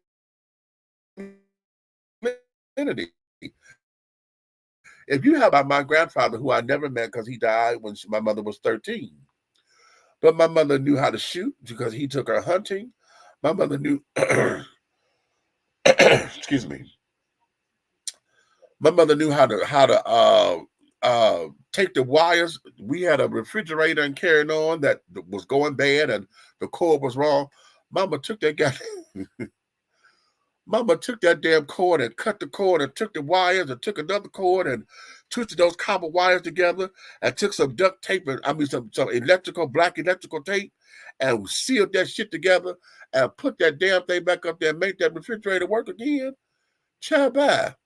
My mother was the one to show me about how to check the oil in my car. My mother did. My mother was the one to show my brother how to throw a football. You understand? So a lot of people or men who come from single mother households understand masculinity from a female point of view. Okay.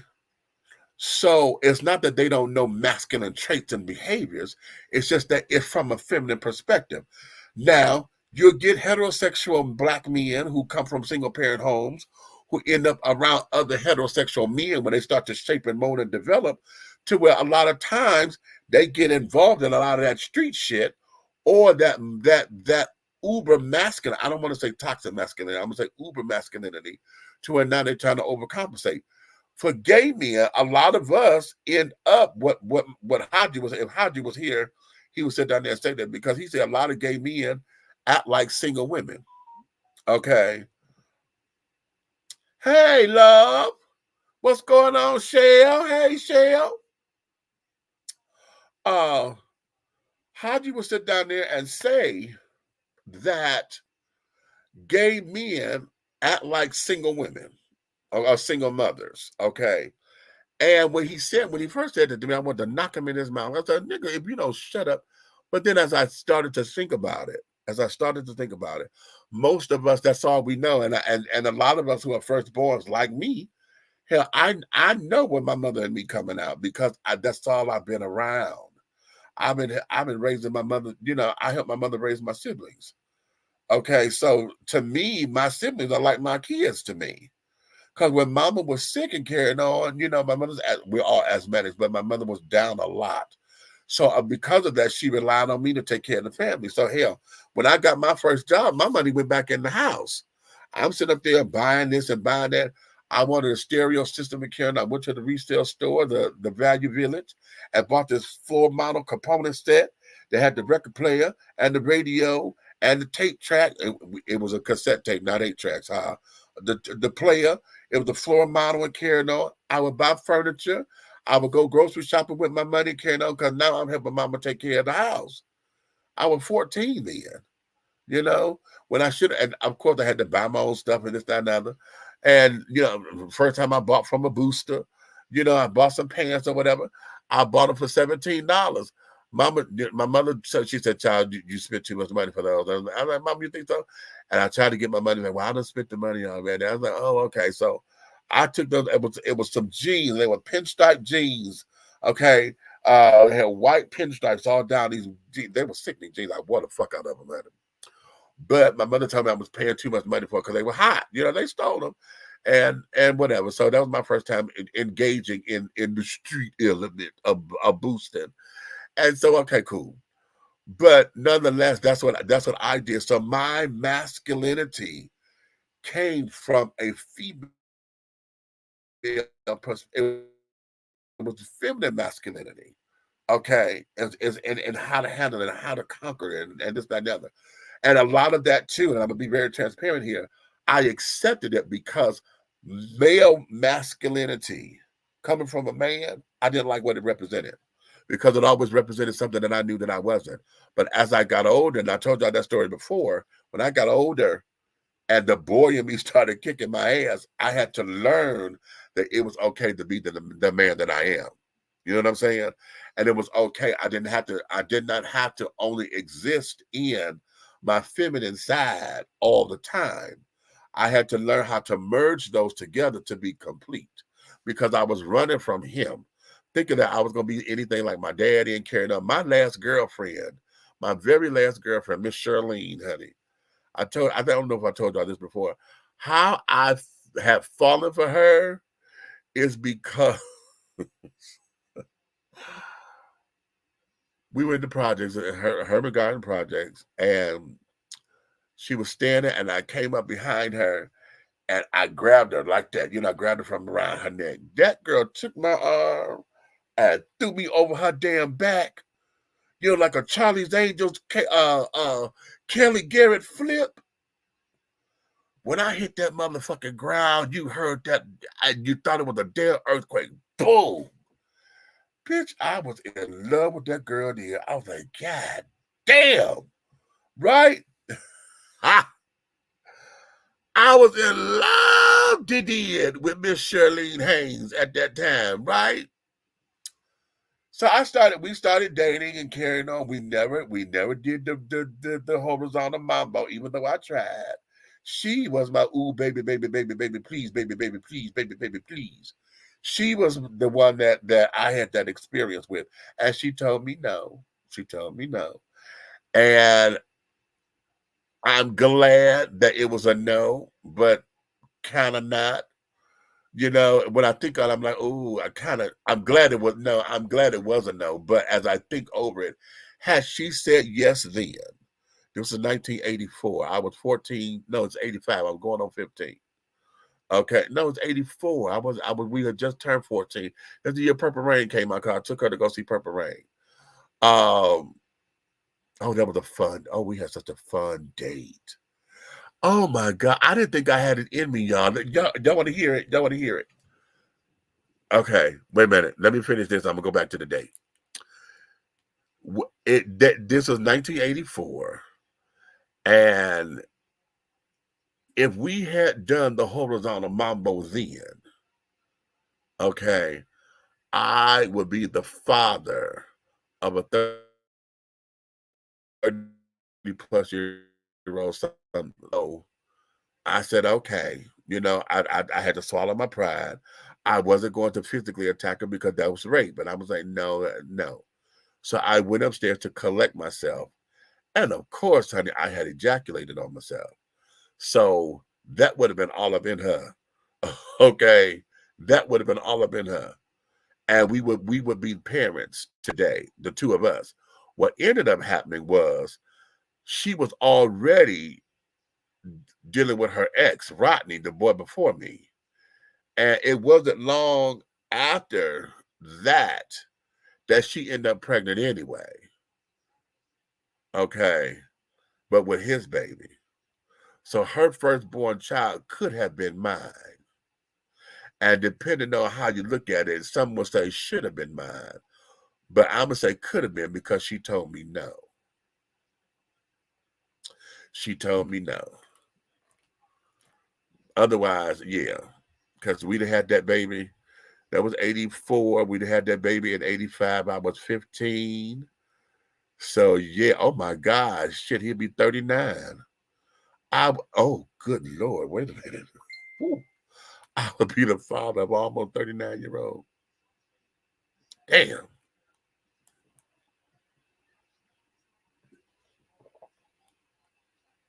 Swallow that, honey. Okay. So, listen. We stayed on Joy Road between Rutland and Abington. I think we went building 34 of the Herman Garden projects. Purple Rain had just come out, right? It was the movie to go see. And it was then, 1984, that I realized if I am not there at the first show or whatever, I do not go on opening night on a movie for anybody's matinees or whatever. We went to an evening show. And of course, me being the man, I had just got my paycheck or whatever. I wanted to take her out to go do something. So, did we catch the bus? Yeah, we took the bus up to the movie theater because it was on Grand River and Southfield. We went to the Northwest Theater, and we were in this long ass line, right? Bought our tickets, got us some popcorn, whatever she wanted. Carrying on, we sat down, we sat next to each other, we watching the movie, carrying on. We doing the thing. We watching. Every time they show Prince's face on that motherfucking screen, the girls got to screaming. And this is why I don't do movies like that anymore, because I had a headache for 3 motherfucking days from all that. So we left. We got it. So we decided to walk home.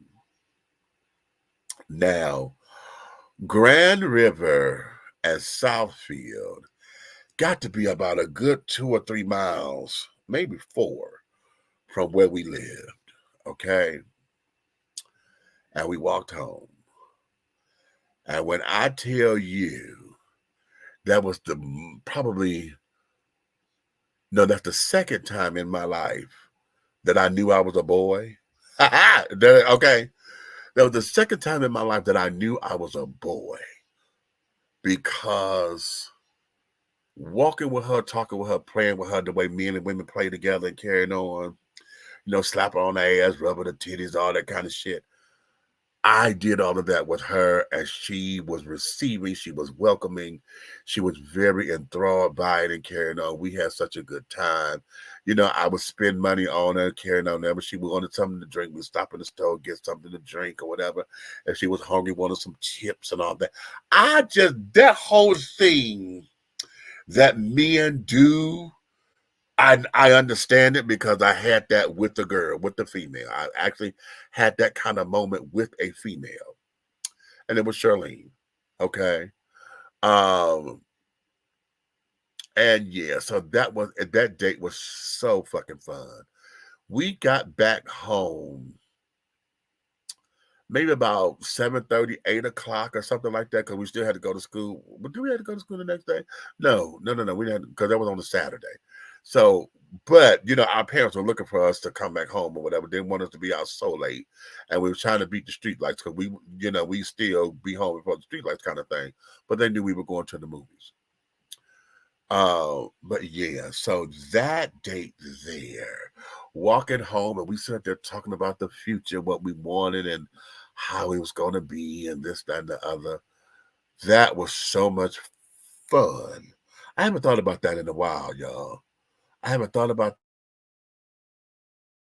that in a while. And understanding, dating and that puppy love kind of shit and all that men and women go through, to say, ooh, ooh, ooh, I like you so much, and ooh, ooh, ooh, and cooing and carrying on, and ooh, my feet hurt. So we would stop, and I would, sit down there and put her feet up on me and shit, and just all that romance and courting.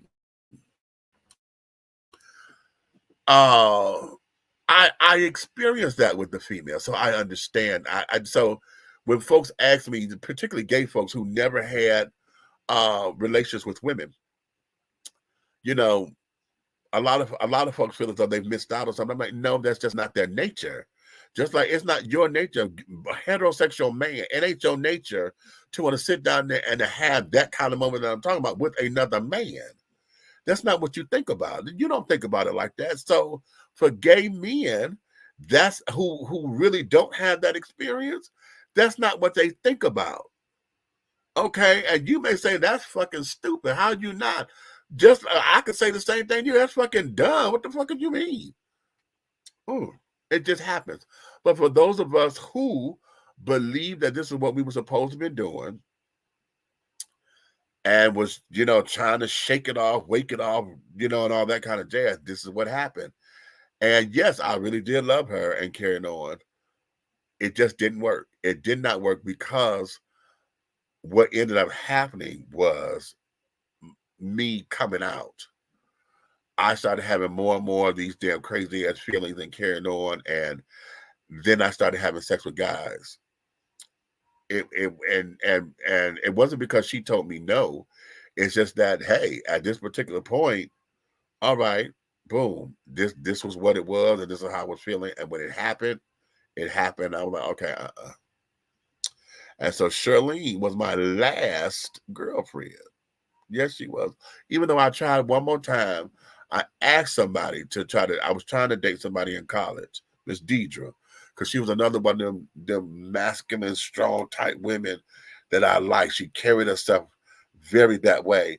But we never higged it off because she knew I was gay from the beginning. She didn't tell me that, but she told me that, right? And so it never hit between us. So Shirley was my last girlfriend. That was when I was 14 years old. Okay. And I went through all of that to talk about, feminine masculinity and carrying on, and women not being able to raise a man. Okay. You can't raise no man. You can raise wonderful boys. You could raise them to be gentlemen. You could raise them to respect women. You could raise them to be wonderful, wonderful human beings. But when it comes down to man shit, you don't have no experience in that. What you have is women shit dealing with a man. You don't have man shit. And I always ask you, ladies, how are you going to teach a man how to deal with someone like you when you're heartbroken? How do you teach your son how to deal with someone like you when the man done you wrong and now you want to play?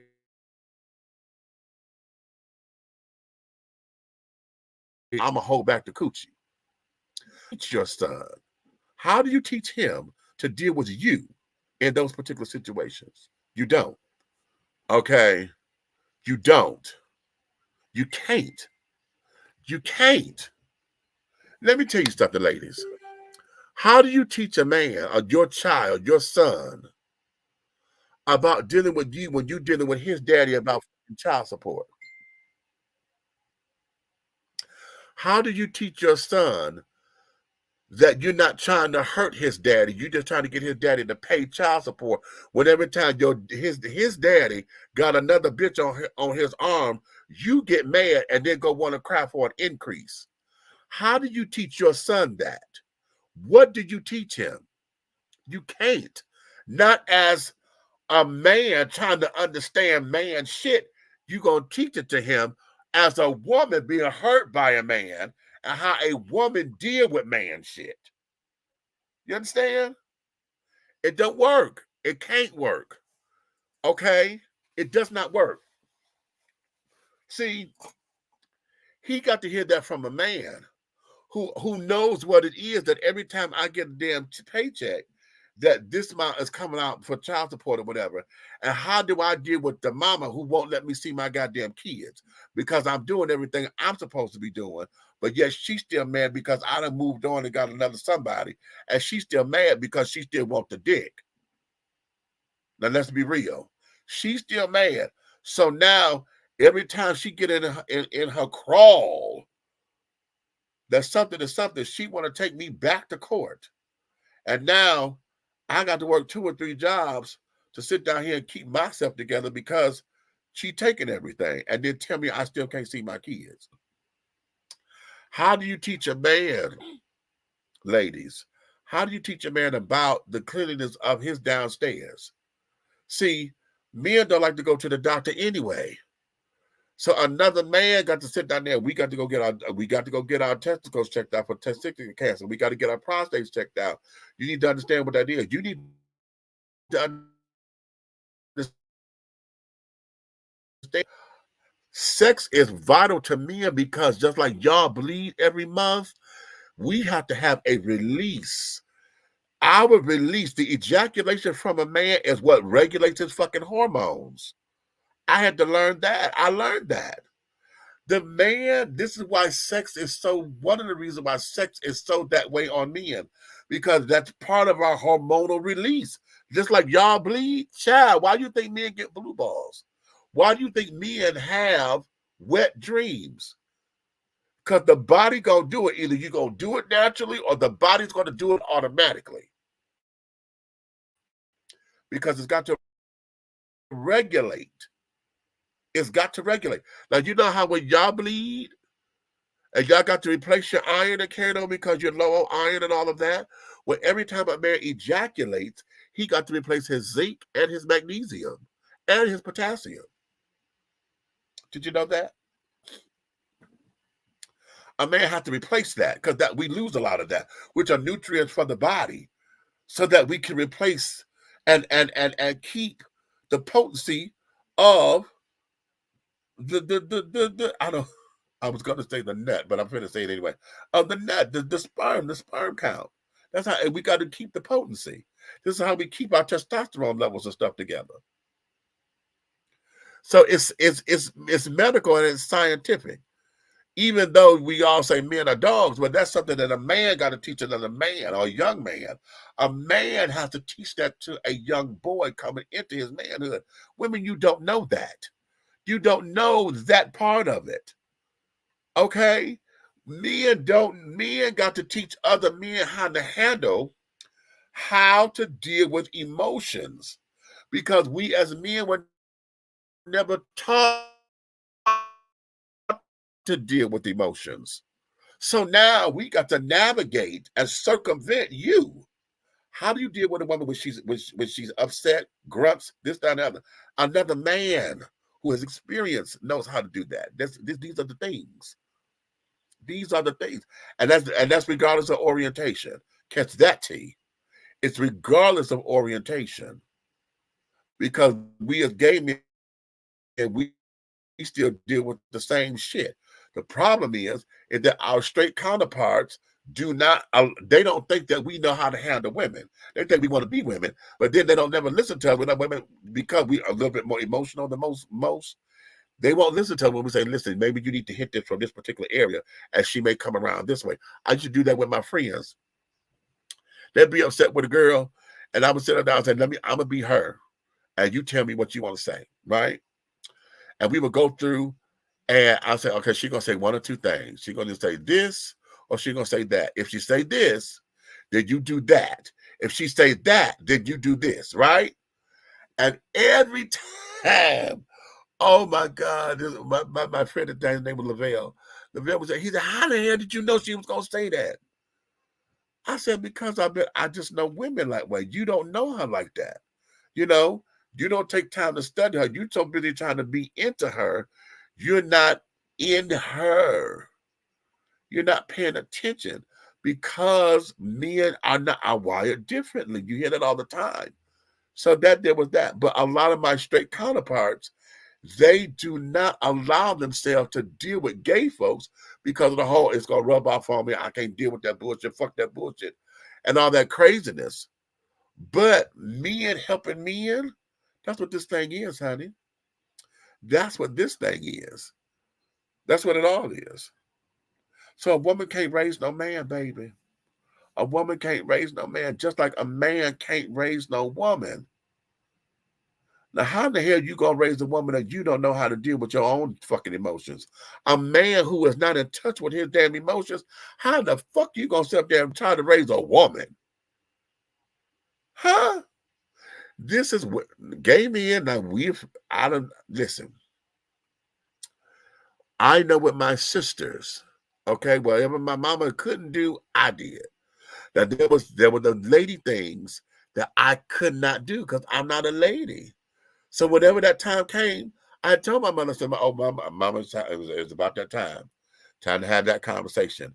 And my sisters, they started the administration cycle and carrying on. They had to understand cleanliness, understand what, had to understand all the lady stuff. Men don't know how to do that. We don't even know how to go shop and buy the damn things. What the fuck you talking about? A man can't raise no woman. You don't know what that is when her breasts start to develop and when that knot is there and it hurt. You don't know what that is. Well, we don't. Well, I do, but I didn't have a knot. Mine just grew. Mine didn't pop like women's do. And everybody thought this was all fat. No, I'm just one of them large breasted men. And now they titties bigger than mine now. So shit, I was the anomaly back in the day. Now, how do I feel like Jamie something said on the Bionic shot, what was that? The Bionic Showdown with Sandra Bullock and they had the new Bionic people. She said, shit, I feel like I'm obsolete, an antique. Okay. I'm the obsolete model.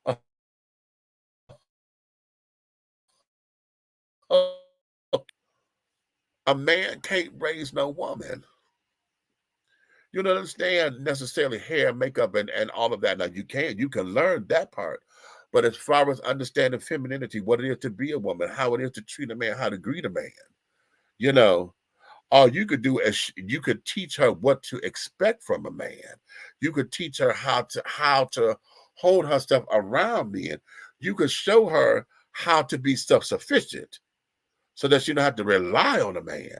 But you can't teach her how to be no woman.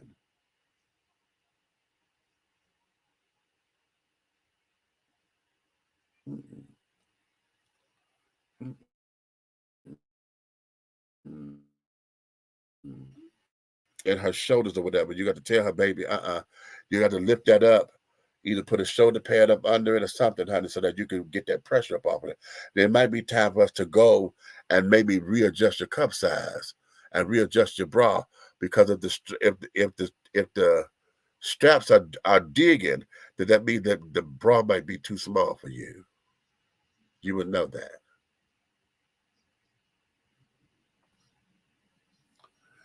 You don't know that her pH balance, has to be intact.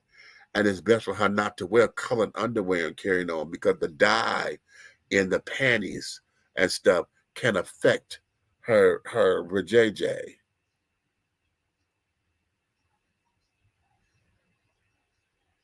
It's best for her underwear and carrying on. It's best. However, if you're going to wear that, then you got to make sure you wash properly. Huh? Yeah. Men don't take time to know that kind of shit. Now, single father will come into learning it, but what ends up happening, like women will have a male around, to get into their boys or whatever.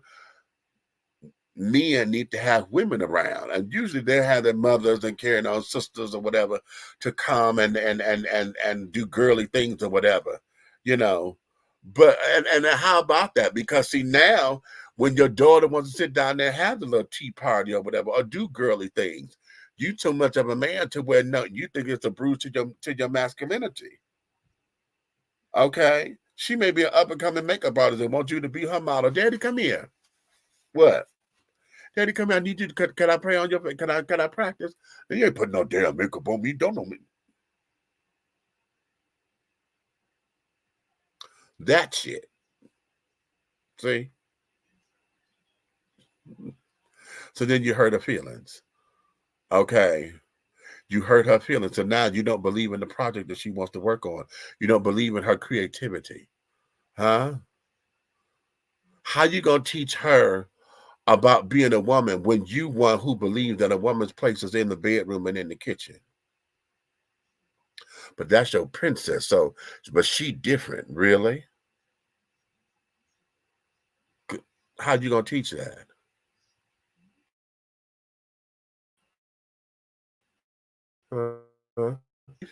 Like a lot of women substitute their sons as pseudo husbands, particularly when they're of age. Okay, when they're of age, women, how you gonna teach a man how to be a man when he starts shaving? You know how to shave your legs, but you don't know nothing about beards and carrying on. How to condition this shit. Now my hair don't grow all that much, praise the Lord, but as I'm getting older, by the time I'm 65, 70, I'll probably have a full fucking beard because it doesn't grow into a full anything yet. Okay. But I got more hairs growing now. But how you gonna teach a man about shaving? Okay, understanding his sensitive skin, understanding men's products and carrying on. Because now one of the things about men's cosmetics, and I still say this, even though they're doing better with them, if they're going to be scented, they're starting to get more masculine smelling scents or whatever. But a lot of men's products wasn't nothing but the same product. They just took the scent out of it, you know, so they wouldn't smell like flowers and daffodils or whatever. They just took the scent out of it. But a lot of men now need to understand cosmetics without being labeled metrosexual, because he want to take care of himself. You know what I'm saying? How you gonna teach that? You can't, baby. You can't. You teach him how to wash his ass, but you can't tell him about being a man.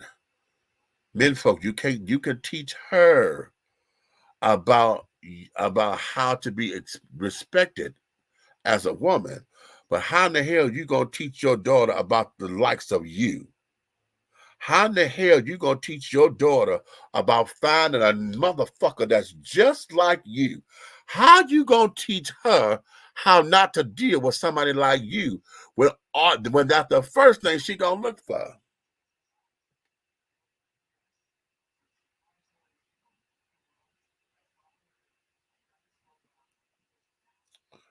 And you know what a hoe you was.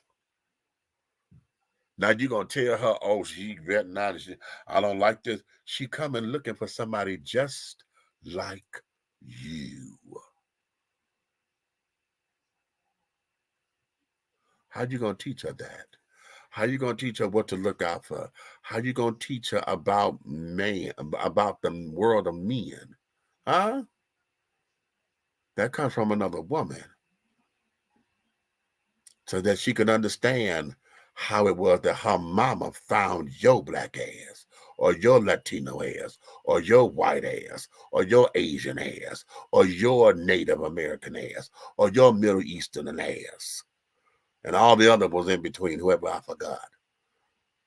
Okay, how are you going to teach that? You can't, baby. You can't. You can't. Understand that. Understand that. Understand that. Okay. What you say? This is good. Me, thanks, Chair. What y'all got? Does this mean he just has to go through 4,000 women, or can he stay with one? Ha ha ha ha ha! Listen. No, oftentimes, you know, one of the things about the male population, okay, this is males, period. Men's nature is primal, okay? It's primal. It's all about making sure we protect, we provide, and that we procreate in order to keep a legacy going. So this whole idea of going through is a divide and conquer thing. Y'all see that in the animal kingdom and carrying on. The lion pride, honey, got his pick. Okay, when it's mating season, honey, it may not be the same one. It may be somebody else in the tribe. A lot of that is to make sure that his seed continues. Okay, that's what a lot of that is. Okay, hold on, somebody's trying to call me on Messenger. That's what y'all hearing. Delete. I mean, decline. So that's what a lot of that is. Did you call me right the fuck back? You know, I hate when folks do that shit.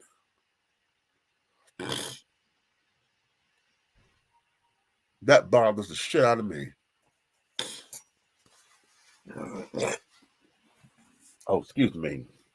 Had all the damn mucus in my throat.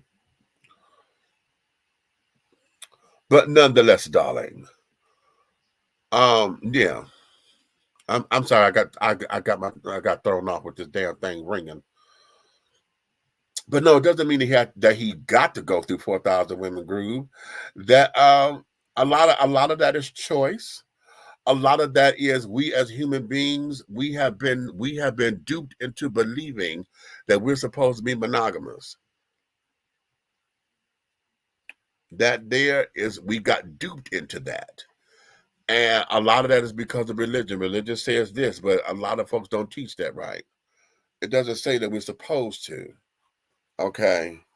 It says, and if you look at anything, honey, hell, in your biblical days, child, they had a wife, but then they also had concubines too. Okay. From here and there. But we've been duped into believing that. Now the thing of it is, if you guys are able to say, I'm committed to you, I want to do this and I'm going to commit myself to you. Okay. But we're talking about a lifetime. Are you able to say, for the rest of my life, I want to be here with you? Okay. Everything that we do, honey, from our touching of hands to building a family to cooking and cleaning, you get tired of chicken after so long. How many of y'all tired of cooking chicken? And you say, "Ooh, child, wait a minute, honey. If I eat one more piece of chicken, bitch, I'm a cluck or I'm a grow feathers." And so, what did you do? You change the menu, don't you? I can't have chicken today, child. Oh God! If I have one more piece of chicken, Lord help me. Okay, today I'll broil some fish or I'll fry some fish. Okay, or I'll do a pork chop or whatever. See, you end up changing the menu, don't you? Now we do that on every day. If you're having ice cream every fucking day, then you get to that time when you say, you know what? Oh, I'm sick of ice cream today. How many of y'all work in fast food restaurants or restaurants, period, and you tired of eating that food there? My child, if I have one more of these goddamn crystal burgers, if I have one more of these damn Rally Buford, big Bufords, what do you end up doing? You go across the street to Kentucky Fried Chicken, get something else because you need a change in your palate, right? Just to wake it up again. Now, if you're doing that in everything else in your life, on your job, what you do, you need a vacation. I can't, child, today ain't the day. Oh, baby, call them and tell them I'm not coming today. Why? Because you need a break. If we do that in everything else in our lives, what makes you think that being committed to a relationship and monogamy is going to be any different? And that's the deciding factor. Because you're married doesn't mean that your senses and stuff have died. You know what you like, you know what you're attracted to, you know what's going to turn your head. Yours and hers, fellas. Because see, the fellas get all bent out of shape because somebody else found her fine and this, that, and other. Why shouldn't they? You did. So now you mad at her because somebody else found her just as fine as you did. But it's her fault if you don't get the fuck up off that nonsense. How, Sway? But yet, she's so fine to where it's her fault that the other brothers are looking at her. But she ain't fine enough to keep you having your dick in your pants, is she? Because something else was fine and you went over there. Why? See, those are conversations that we have to have and be real with. And we have to across the board, because I know women who are not monogamous. And you have to sit up there and say, I'm not one of those children. I can't give you that. Okay? I can't give you that. And that's where honesty and communication come into play, which is, again, that's something men folk need to have with men and boys coming up. And ladies need to have that talk with other women. When you're raising children, those are the conversations. Those are the conversations. You understand? Child, I was completely mortified. Mortified. I don't even know how to handle it. Because maybe 5 or 6 years ago, child, I found out from my aunt. My aunt and my cousin came down here. His father's side of the family was having a family reunion. So they come down, and I met with them up at Atlantic Station. You know, I ain't seen them in a minute, so they wanted to see me down in Atlanta and all that. So we sit down talking. And my aunt told me, well, you know, there were 3 sets of us. I said, excuse me? She said, well, yeah. She said there was Albert, me, and Kenneth. Then there was our father. And then Pauline and Paul, they had a different daddy. And then my mama and Uncle Bobby, they got a different daddy. I said, oh, wait a minute. My grandmother got 7 kids by 3 men? Bitch. I was like, oh.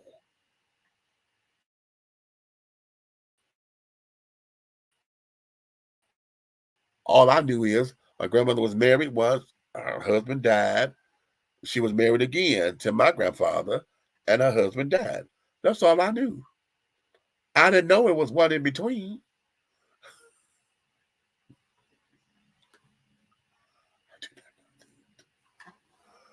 And so now, in my today's consciousness, thinking about, you know, we got, you know, folks that got 16 kids and 15 baby daddies.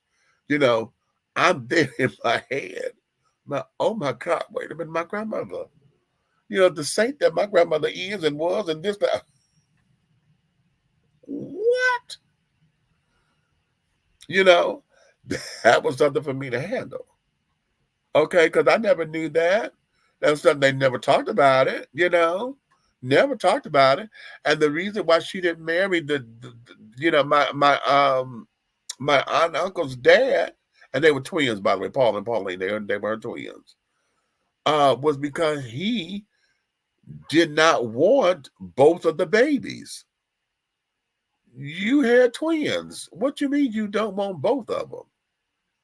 Yeah. So my grandmother was like, oh no, honey, we ain't having all this craziness. You got 2 babies, honey, not just one. And from what my aunt was explaining, he was trying to just leave my grandmother with one child and he take the other. Dumb.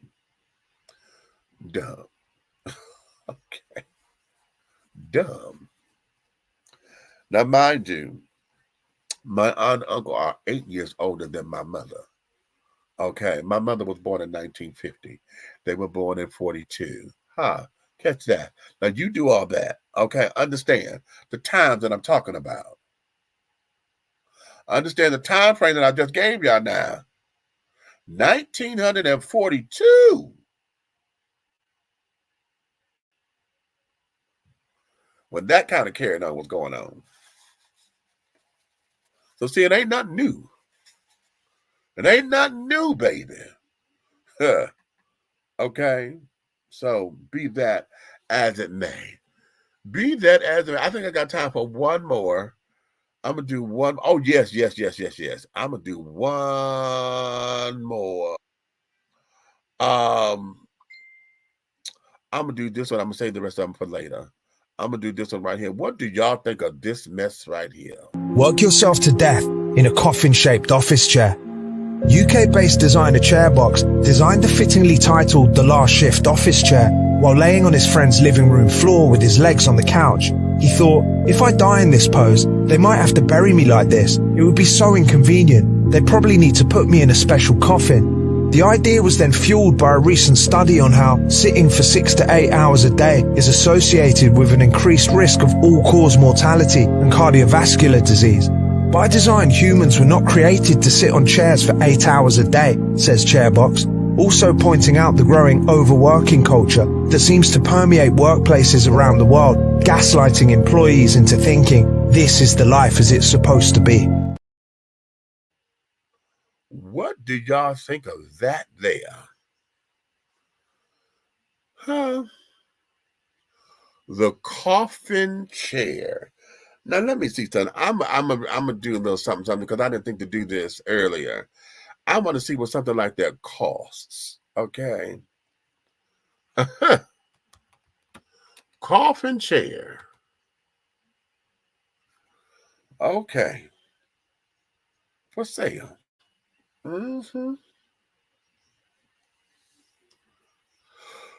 Ooh. Okay, yeah, that's gonna be my last one, y'all. Because if I yawn one more damn time, okay.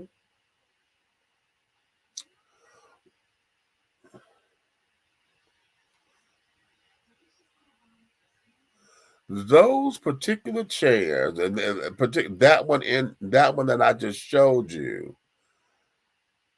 I'm trying to see. I'm on their website, I guess. Oh, it's they check today's price. Oh, so the price changed daily? Hot damn! They say check today's price. Aha! Ain't that a blip? It say check today's price. Well, where is it? I don't see it. It ain't telling me, y'all. It sure ain't saying. It ain't saying. Okay, let me go back. I'm gonna find out one. Somebody is gonna tell me what the price is, so we can have an idea, just so that you can get it. Because number one, I need to know what it's made from.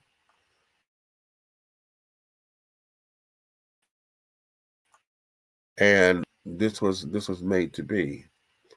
But okay, interesting. Interesting.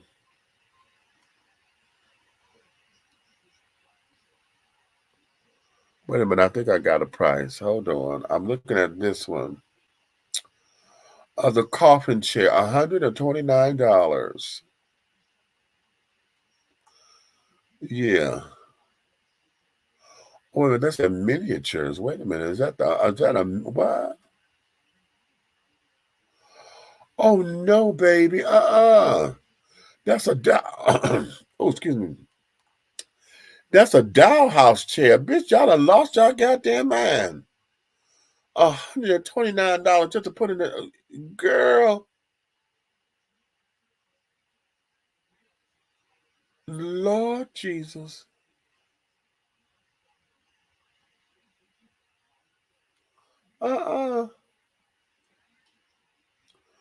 Wait a minute. This is what?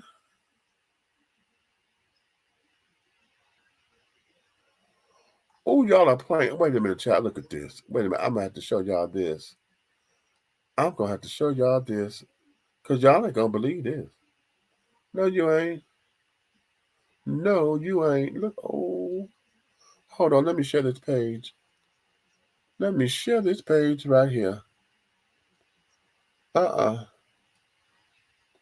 Share screen. Look at this. Girl, this is a whole living room set. Y'all see this shit? Coffin-shaped living room set. Okay. Wait a minute. What does it include? Come on. See, this set includes, learn more about this item. One coffin-shaped bookshelf, one coffin display coffee table, and two coffin side tables. So you get the bookshelf, the coffee table, and the 2 tables.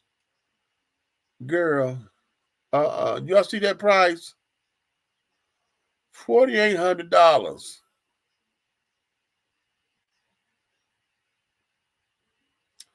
And they ain't talking about the shipping costs either. And it comes in, that's the all black one. We just saw the green one. Again with the all black with the table. Lord, look at that. Uh-huh. And they even got it in red. Ain't that too good? Wait a minute.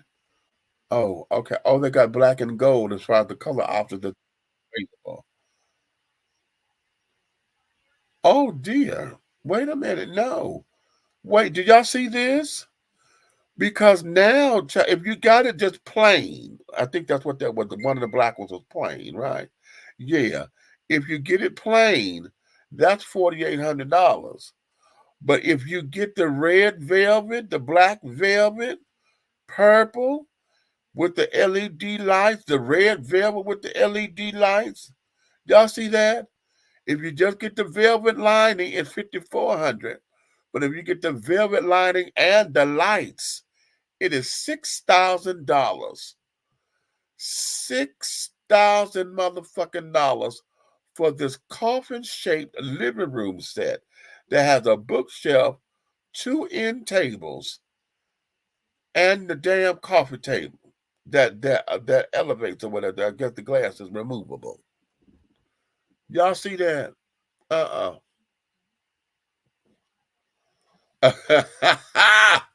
You see that?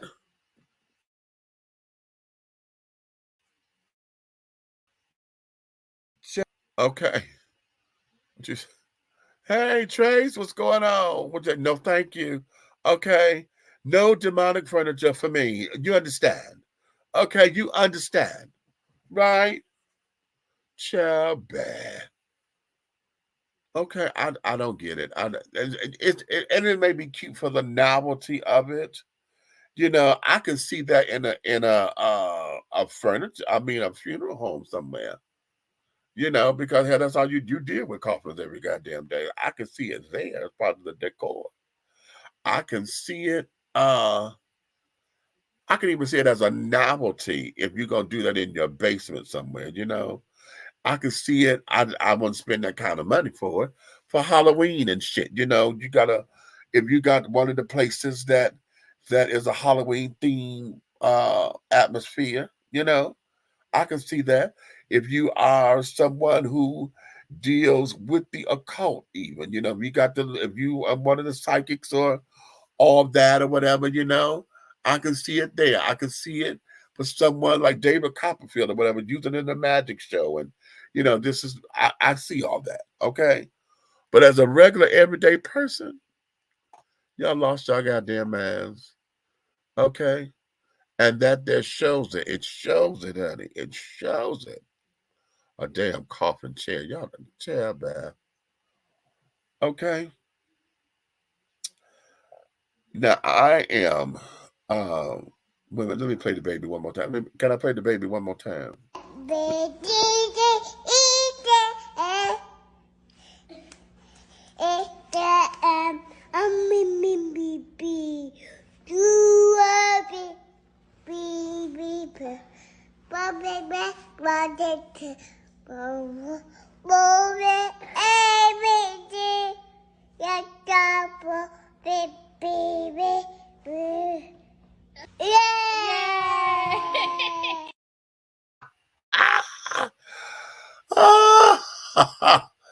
That is just cuteness. Oh, honey.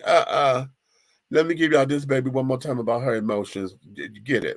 You hurt my feelings by not going outside, so that's why I didn't want to make this a smart choice. You know, earlier I couldn't go outside, so I was still a little sad. Yeah. But that was a consequence. But after I was a little sad, I was a little bit upset. More than a little. More than a little upset? Mm-hmm. Yeah. We all get upset sometimes. Yeah. We don't get what we want all the time. Mama also don't. Papa also don't. But it's hard for babies to do that. You know, earlier, baby dropped the plate and Papa got angry at her, and I told Papa to make this. I told Papa to stop breathe slow and make a small choice for Papa. And then did he do it? Yeah, but earlier I chose to be a tiny bit mad, but after a while I was okay. You were okay? Life is like that.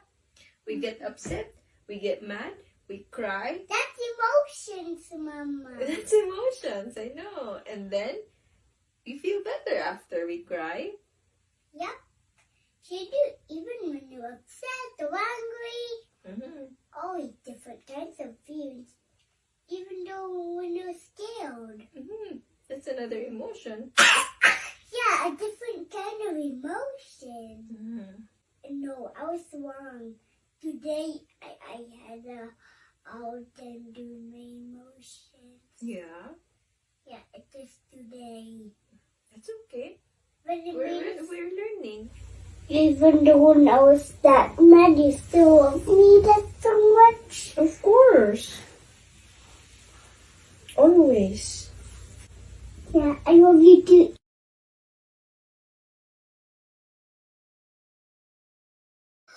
That is just too adorable, child. That I had to give y'all that one more time, honey, because them babies are just doing it. These babies are they just setting us up. Let me give y'all the little baby. My heart is now broken. Pieces are falling apart. Because she went home. Okay. If she'll come back, my heart will be back together. Okay. But right now it's broken. I'm so sorry. It's broken, son. I'm frustrated. Okay. It's okay. Isn't that's just cuteness overload, and I just cannot get enough of saying for these babies to be able to articulate. Now we got the one baby doing her ABCs, and she doing her thing, honey. Even the LMNOP, she got the LMNOP, honey. Okay, and the QRS, she got that, honey. That baby learning her language. You hear me? But this one here talking about his heart is broken because his friend had to go home. Oh, honey, I just melted, honey. And little baby, she said, I had a hard day today. I was dealing with my emotions. I had a hard time doing my emotions today. Because, honey, to be able just to articulate that, my God, I'm just so hoping that they're able to keep that throughout their lives, because when we were children, we had all those cutesy, but then life showed up, and, then we were told, one minute we told to tell the truth, then we told don't go snitching. We learn one thing and we're told the exact opposite in this world. Okay. And that there is what y'all want to talk about confusing kids. That's what becomes confusing because you tell us to tell the truth, but then mama telephone for tell them I'm not home, but you home. She said she ain't here. Okay. So we do all that to kids. Okay. So we make kids perplexed. Okay. And how to deal with the world. When these babies show that they know what they're doing. They know how to communicate. They know what their conversation is. Okay. Gothic people may love the stuff. Yeah, you're right. You're right. At a Gothic bar and carrying on. So smart, my God. He has better conversation than some adults. Point exactly. That's the point. That's exactly the point. Okay. He said, my heart is broken. Okay. My heart is broken and it's in many pieces. And my heart would be together again when she comes back. But right now I'm frustrated. That came from the baby. Now Tracy, the little baby saying the ABCs, the little boy with the heart broken, that's her older brother. Okay. Now look, the Asian little young lady, um, with talking about her emotions and carrying on. Child, listen. And you know what? Here's something that just struck me with that. She's talking this in English, so we don't know if Papa is an Englishman or not because we never seen her dad. But for her to talk this clear in English is also amazing because I would have thought that at that age that they, if both parents are Asian or of one of the Asian countries, that they would be teaching her their own language. But that baby's talking English. Okay. Talking about her emotions. Huh. Okay. And to make a smart choice. The baby dropped the plate and Papa got angry. And I said, stop, breathe slowly, and make a smart choice. Okay? Make a smart choice. How about that? You gotta love it. You gotta love it. You gotta love it. But listen, I'm gonna let you guys go because I got to get up out this chair. I'm telling you, I done changed chairs again, honey. And whatever this tension, when you're sitting down and all of that tightness that you get in your neck and shit, I got to get up from this chair. So having said all that, honey, you may finish all of your crumpets, darling, because the tea has been dished. And you have been dishing tea, darlings, with Big Meach. And in the absence of the Right Reverend, honey, Minister Lavelle, a.k.a. The Big Guy Ally, and Aunt Nikki, honey, we love and appreciate you. And if you love and appreciate us the way that you say that you do, honey, and show us that you do, like, subscribe, share on every platform that you see us on. Make sure that you like and subscribe, please. Okay. And tell all your friends to come over to like and subscribe, honey. Come on over here and dish some tea with us, okay? Bring your crumpets, darling, because we're going to have a lot for you to dunk, honey. But if you hate me, you don't like something that I said, you want a neck roll, you want a finger snap and click, you want to sit down there and talk about how big my nose is or how much this big motherfucker run or whatever the case is, you can tell all of your motherfucking enemies to like, subscribe, and to share, okay? Because one thing that you're going to understand, and two things that I know are for certain, is that everything that we are doing over here at Three the Hard Way, the syndicate, darling, everything that we're doing in any way, shape, style, form, and or fashion will move forward. Now, before I sing us off, I'm going to play one more thing that I want you to go home with. Excuse you, I was just informed by the universe that you are doubting your abilities? You? The most scrumptious, magnificent, decadent little biscuit in the entire universe? You're doubting yourself? You gotta be fucking kidding me right now. Honey, sweetie baby, I don't make the rules. You are smart, you are talented, you are kind, you are gorgeous, you are going to kick ass this week. Whether you like it or not. Stop doubting yourself, you adorable little petunia. It makes me sad. It makes me sad. So, on that note, my darlings, honey, you guys have an amazing time. Be good to yourself, honey. It's still early enough. If you're trying to go out tonight, the witching hour has begun. It is a Friday night, honey. So go enjoy yourself. Be careful, be responsible. And until the next time, okay? Until then,